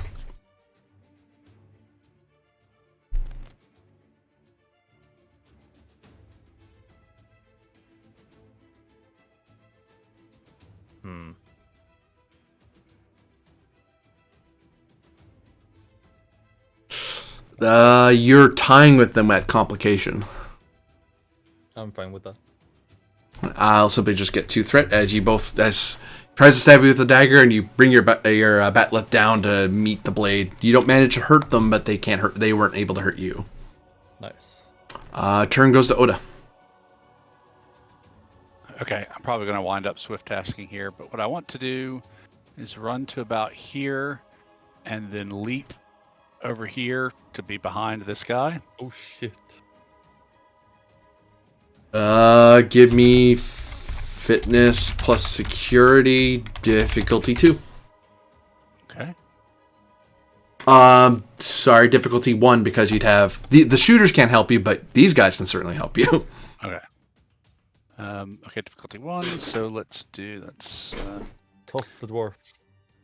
As the Klingon, as your warriors notice what you're trying to do, and they get ready to kind of give you a boost over the railing to help you jump over. give you one threat for the bold reroll. Okay. 13. Difficulty 1 total. Makbara for a focus, since I'm being all martial artsy. Yep. A combat leap, if you will. 4. That's right. Okay. What the hey? I'll reroll that 19 with the bold.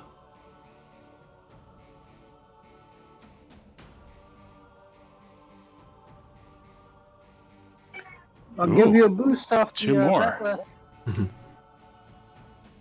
So that's a total of 3 momentum gained. So 1 float. Assume 1 and 1 to Swift task. swift task. Yep.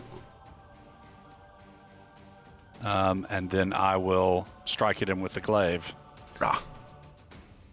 Swinging for lethal. Oh yeah. Up there, spend it back. Holy heck, that guy just leaped over here and just trying to stab me. I'm gonna spend some threat. Oh goodness, shoo. Go away, scary guy with the big old glaive. I'll even have a bat left too. Hero of story and song, baby. Yeah. Okay, so alright, so I'm going to give you 3 threat for a total of 4 die. Okay. I'm basically got the same dice amount as you. But you have 2 hits for free. So my daring is 10, so 14. Ooh, that's actually a really good roll for me. A really good roll.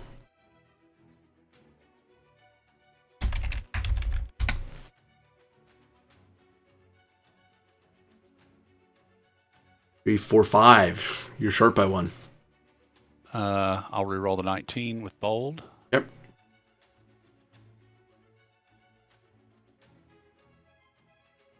He moved. Oh heck, swift task is actually 1 harder. Right.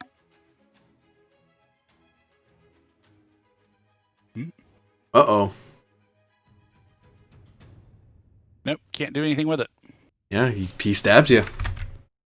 It'll happen. Oh boy. Hope he's not poisoned. Reroll that whiff. Yee.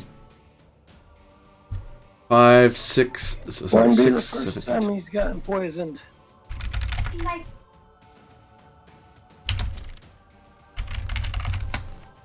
You're looking at 7 stress after your armor. You're looking at a lethal injury.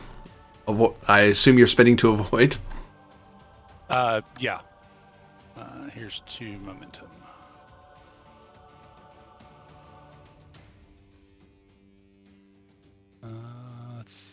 13 minus 7, 6. As he stabs you pretty good, but you manage to turn it just enough that it doesn't hit. It only hits one of your livers. That's not good. You probably want that looked at, but you'll live for now.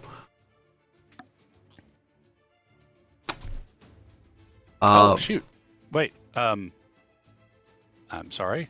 Let's use the talent of to battle to reroll my dice pool. Oh.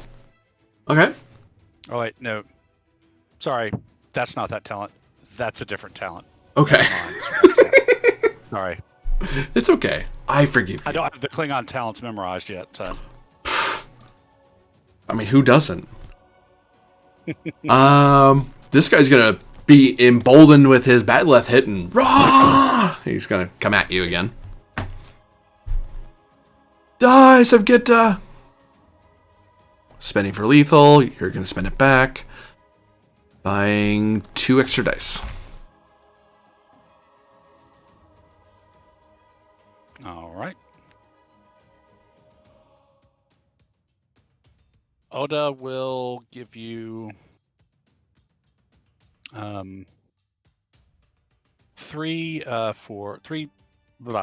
for 2 extra dice. So I'll meet you 4 for 4. Okay.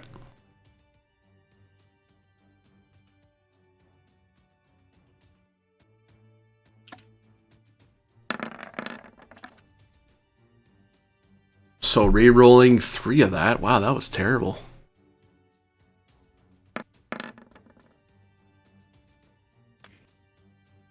Oof. 6 hits. Jeez. 4, 5, 6. That's a match. Yep. I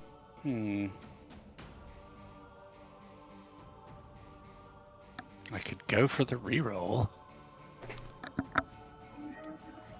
So, who do you want to take over if you fall? You can succeed at costs, although you know what my cost usually is. You both hit each other. Right. Is that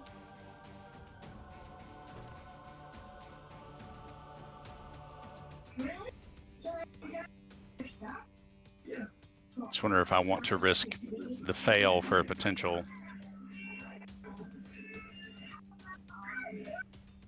Why not? He's a Klingon.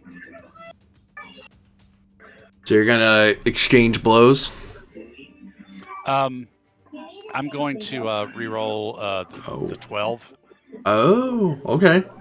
with bold. Okay. This is probably a disastrous mistake. Ha! There it is. Nice. Darn! That's what I'm talking about. Gain a momentum, roll damage. Ow. Nice.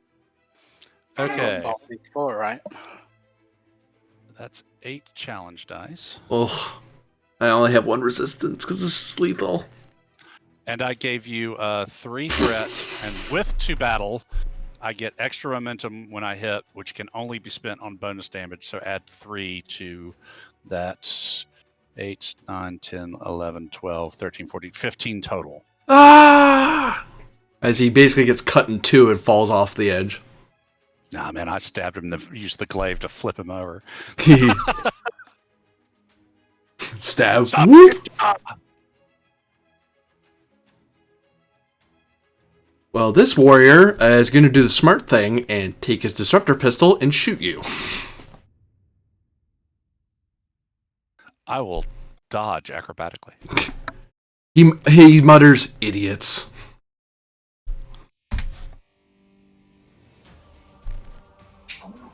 Damn, Spend it. Oda, you're not having a good day. Well, it's hand-to-hand combat, it'll happen. Pulled off the cool leap across the abyss to attack my opponent. That is enough to hit you. Do I gain any threat out of that? Are you good enough to give me threat, buddy You boy? can't die. I can't become the permanent governor of Vermont. uh, 1, 2, 3, 4. So I gained 2 threat out of that.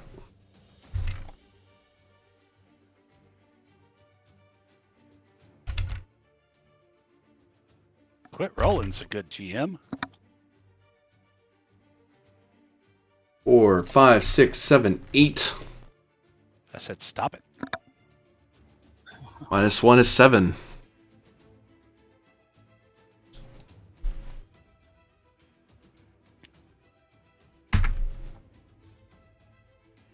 And Was that Oda, lethal, or was that? that was lethal. Oh, Oda drops to the ground, clinging with a death grip to hit the glaive. Didn't he shoot with a disruptor pistol? Hmm? The assassin, didn't he shoot with a disruptor pistol? Yeah. Yeah, I've got the glaive. So I can be stabilized though, right? Oda's not dead. He is at 5 minutes to death, dead. Yeah. Alright.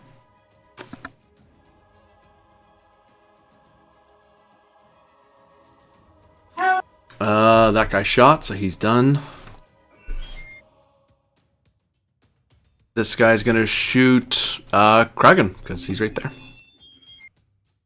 Is there any way I can beam Oda back to the ship? Yeah. You just need a turn to call the ship to beam everyone up. Shooting for lethal. I need extra dice. My security officer will stay behind until everyone else is vacated. Bang.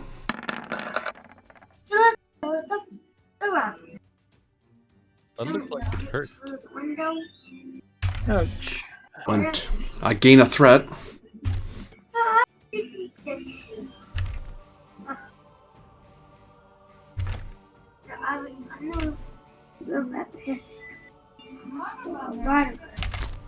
Nine stress, -1, 8 stress. You're looking at a lethal injury. Is there any way I can defend? You can give 2 momentum or 2 threat to avoid the injury. And we've got 4. 2 momentum then. Yep. He aims for your head, it shoots, you quickly sacrifice your shoulder and kind of bring it up. Wow, that hurts a lot. But better to have a burn, a severe burn on your shoulder than one on your head. So, I mean, the skull is thick, but the shoulder is thicker. yeah, there's more padding there. Please put the headphones back in, dude. All the bad guys have gone. New round. Bad guys went last round, so the turn order goes back to the players. I forget, how much damage have I gotten? You're down to 5 stress. 5 stress. Wait, can you not see that? Sorry. I don't know what my max stress is. 13. You're down to 5. 13. Yeah. Cool. Right, I'm going to request that the 2 to beam out. You guys can't stand another round.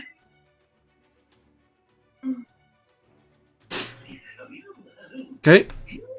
2 to beam up. That will activate one of the engineers. Log Lacour, who's up on the ship. Log Kanara, apparently. Just has the same picture. Being beamed immediately to sickbay. Hold on. Oh.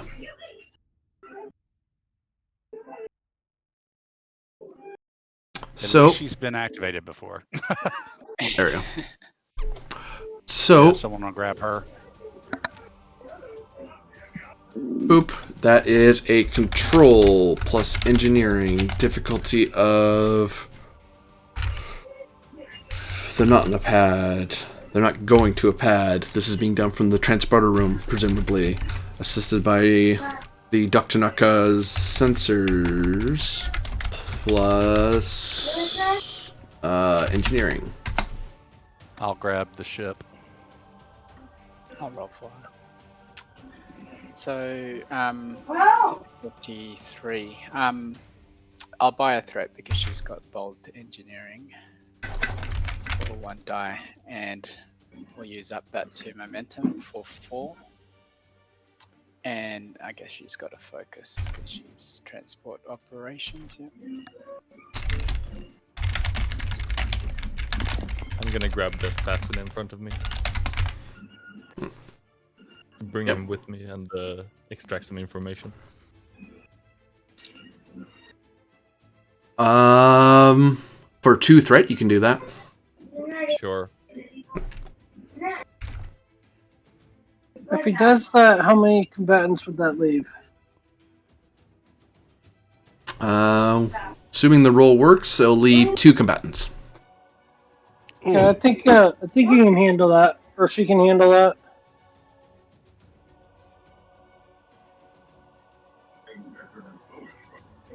Got it, but the ship brought a complication. Yep, I'm just going to take that as threat. Unless... Bold. She's got bold, so That was the ship. Reroll the ship. You need technical expertise to reroll the ship. But you can get momentum by rerolling the 19, theoretically. That's true. yeah. Because you're looking at 4 successes right now. You might get lucky and have enough for 2. No.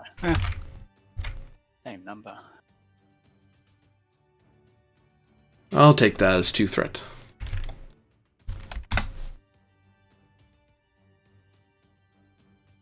As Oda, Representative Kargan, and one of the assassins are beamed away.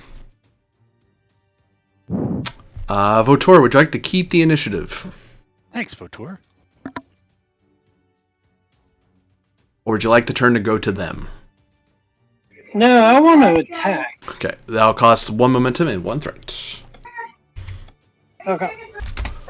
Who is she going to attack? Whoever's closest. Okay, so you go after one of the lieutenants. Rah. When these guys start coming over, start shooting with you. Spending a threat for lethal. I assume you're spending it back. Yep. This guy, unfortunately, only has a pistol out, so I can't give them let the fight back. But they can still stab, so good luck, buddy.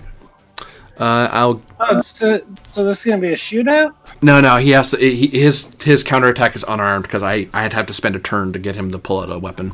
Because I already indicated he has a pistol out. Well, I can pull mine and just have a good old-fashioned shootout. No, I mean, you're better off going in melee, because... Alright, let's do melee then. I'll buy 2 extra dice. Please. Are you buying any dice? Oh, I'm buying dice. Equal to whatever... I want equal terms on this. Okay. So 4 dice both ways. 4 dice. Okay, boom, boom.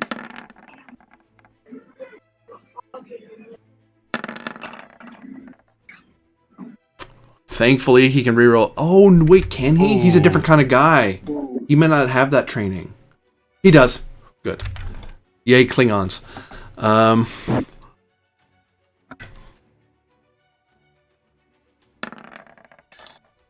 Does she have anything I can do to reroll that 17? 2, 4. Well, remember, she's also getting 2 free hits, so... the other 3 hit, you're at 5 right now. Okay, Because of our security advantages. got it. -1. I had 4 hits, but I lost 1 because I'm using a non-lethal weapon and trying to hit for lethal. And that makes it... I that think increased... I might have You... 5 hits. 2, 3, 4, 5. So yeah, you get 2 momentum. Rule Yes, your I damage. do. Alright, get off the game.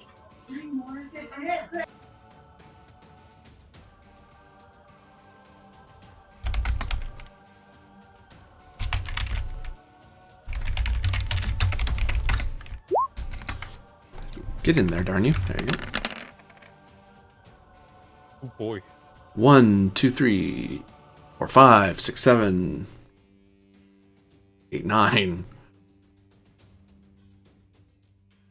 Oh, wow. Even with that, is it worth making you stand? You can. Spending 2 to avoid the injury. Get stabbed, but this guy is far better trained than his subordinates.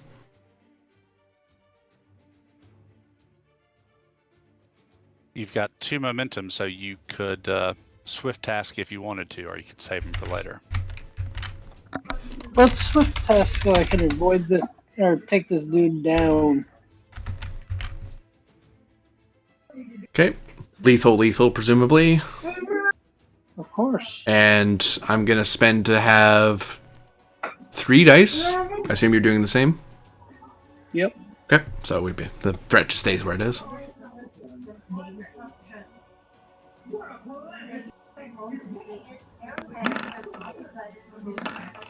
Shit. Sorry about that. It's okay, I'll take the first set.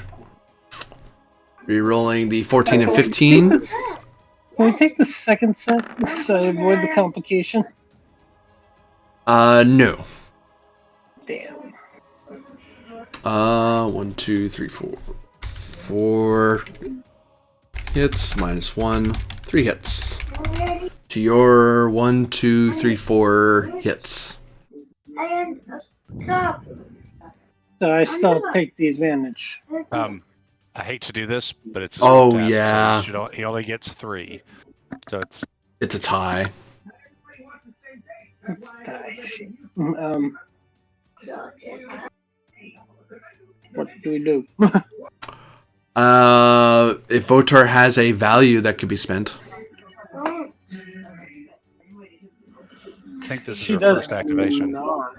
It's her first activation? Oh, shoot. Yeah, no. There's nothing she can do. Oh, we can give her today's a good day to die. Yeah, but not till the end of the session, unfortunately. Be defeated. But Yeah. Whatever. So this guy will go. He'll pull out a disruptor rifle. He will Where is he doing aim that thing? on his back this whole time. Just thought it'd be overkill. The guys with daggers should have been able to pull this off. Oh yeah. Well, I mean, Klingon disruptor rifles are like carbine size.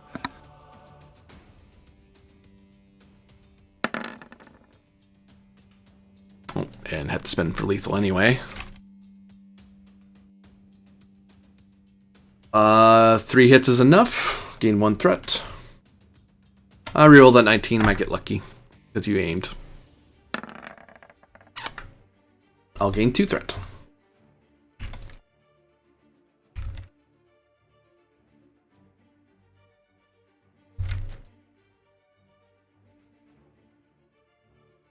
That's a whole lot of nothing. Spending 1 to reroll those misses, because that was terrible. 5.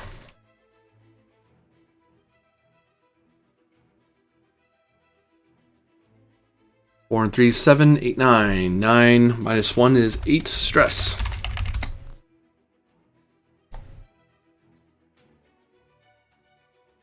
Down to 6 stress, looking at a lethal injury unless she spends 2 momentum or 2 threat to avoid the injury.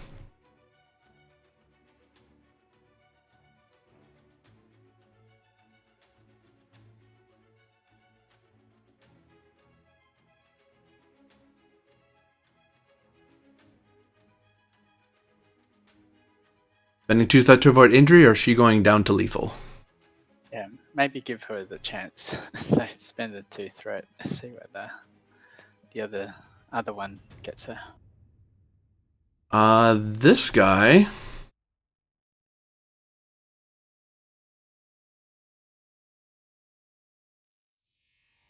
is going to...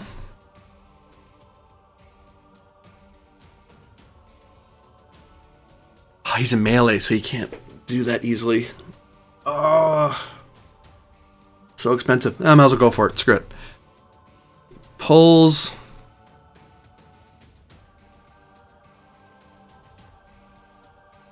He lets his pistol drop.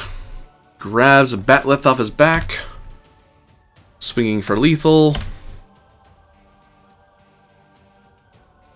And buying 2 additional dice. So he's currently rolling 4d20.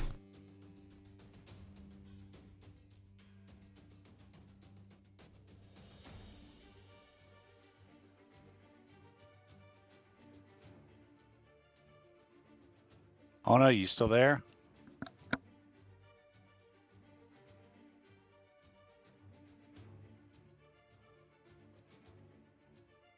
You want to take her, Tarkin? I'm Oh. here. There you go. This guy's rolling 4d20 against you, swinging for lethal with a batleth. A responding kind. Okay. Daddy, can you wipe me? Whoopsie. There we go. Can you wipe me? Can you wipe me? Give me a second. Yes, can you wipe me? Damn. Daddy! Daddy!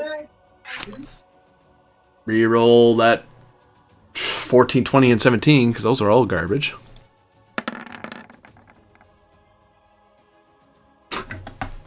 Complication anyway. What does Makbara do? Does she get bonuses from Makbara?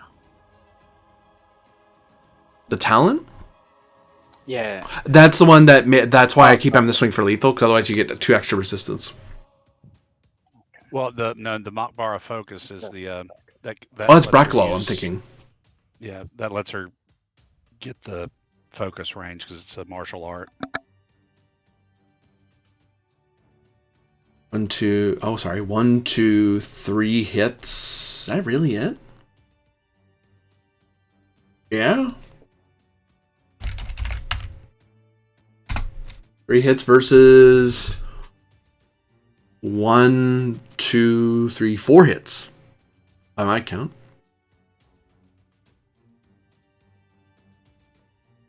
Yup. Yeah. Gain of momentum. You both rolled complications. I'll just let them cancel out. He doesn't get anything. You don't get anything. You both very aggressively swing at each other. Roll damage. This isn't good.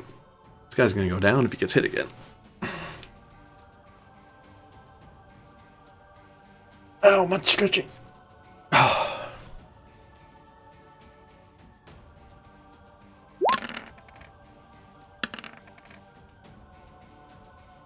1, 2, 3, 4, 5, 6, 7, 8. -1, 7. Yeah, this guy goes down in a bloody heap.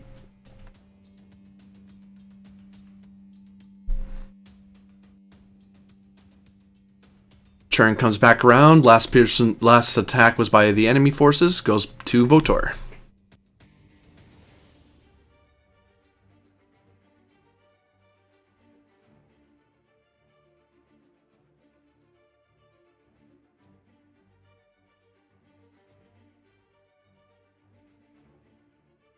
But for the sake of time, because I kind of know where this is going to go, we're going to very quickly cut up to the med bay. Votor's going to win this fight. Presumably. But there's one particular roll we need to do before I end the episode. Because this will change. Let's end this fight real quick. Yeah. No, I'm just moving to the next thing ahead. So it's automatic victory. Daddy, Yeah, I'm willing to concede on that one. It's 1v1 and you get 2 turns. He's going to go down. so like what is Got it. Daddy, so like what is So closet now, Jordan? Not yet. So like this is a So Oda is currently at the brink of death.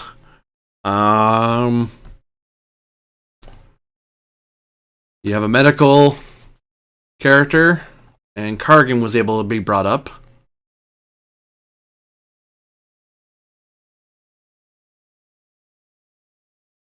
Get the assassin. And one of the I'll grab the assassins. ship.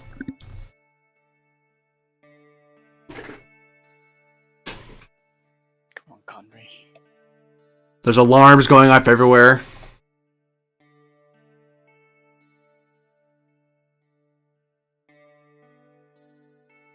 As we are looking at the possible final moments of Hud Oda.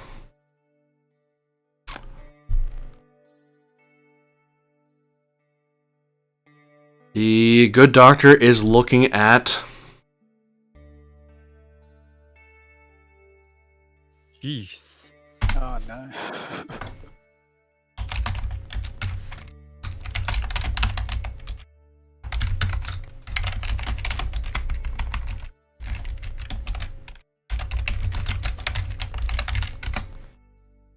Daring medicine, difficulty 4, assisted by computers medicine.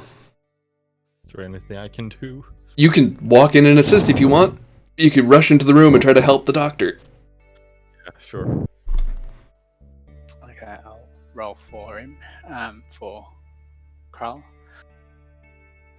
He'll buy one threat because he's got bold medicine.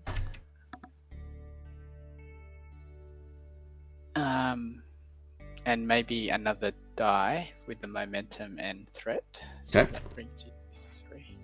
So that's 4 dice altogether. I assume emergency medicine as a focus works. Yep, complication range increased by 1. Okay. Oda got shot pretty bad. Yeah. Well, Or surgery or xenobiology, any of those, without the complication. Oh no, I spent for the complication to go up. Ah, He's just badly hurt. yeah, lethal injury plus it whenever my stress. Oh. Like this is the neural, like putting the little neural things on his head and shocking his brain because he's basically brain dead. Both hearts have stopped. He's bleeding everywhere. It's like he's gonna be dead in like 4 minutes. there you go. Here's 6 the ship. successes. I forget what kind of medical focuses you can get. Well, the book lists some examples, but that's not exhaustive. You can, if it's something you can think of, it's something you can have. Emergency medicine? Sure. As a combat medic or something? Sure. Heck, you could even have combat medic if you wanted. Yeah, it is a talent. Well, there's a talent, but I meant as a focus. As a focus Oh, yeah. name. I didn't even think about the talent, my bad.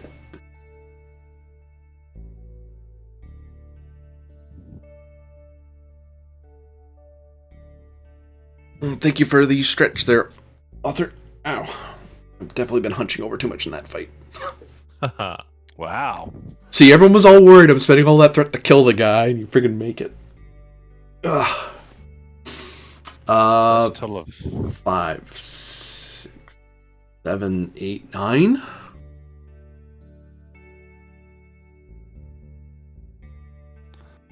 Yeah. Gain some, 5. gain, friggin' 4 momentum? Wait, no. 5 momentum. Yeah. The Doctor and Kragan work furiously as far I as expect to keep Oda safe. as Oda is clinically dead for several minutes. And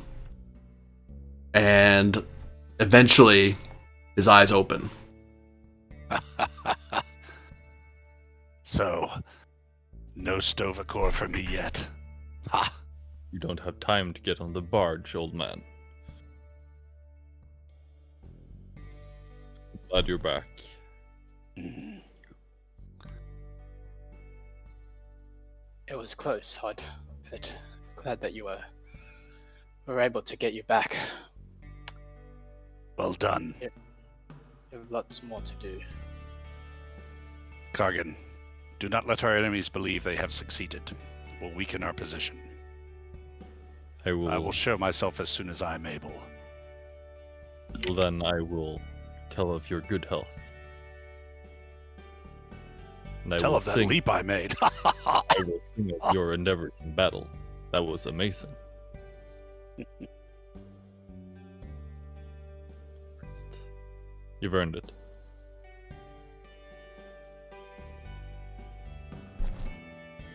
And Carl's gonna move much foreheads as we close the scene.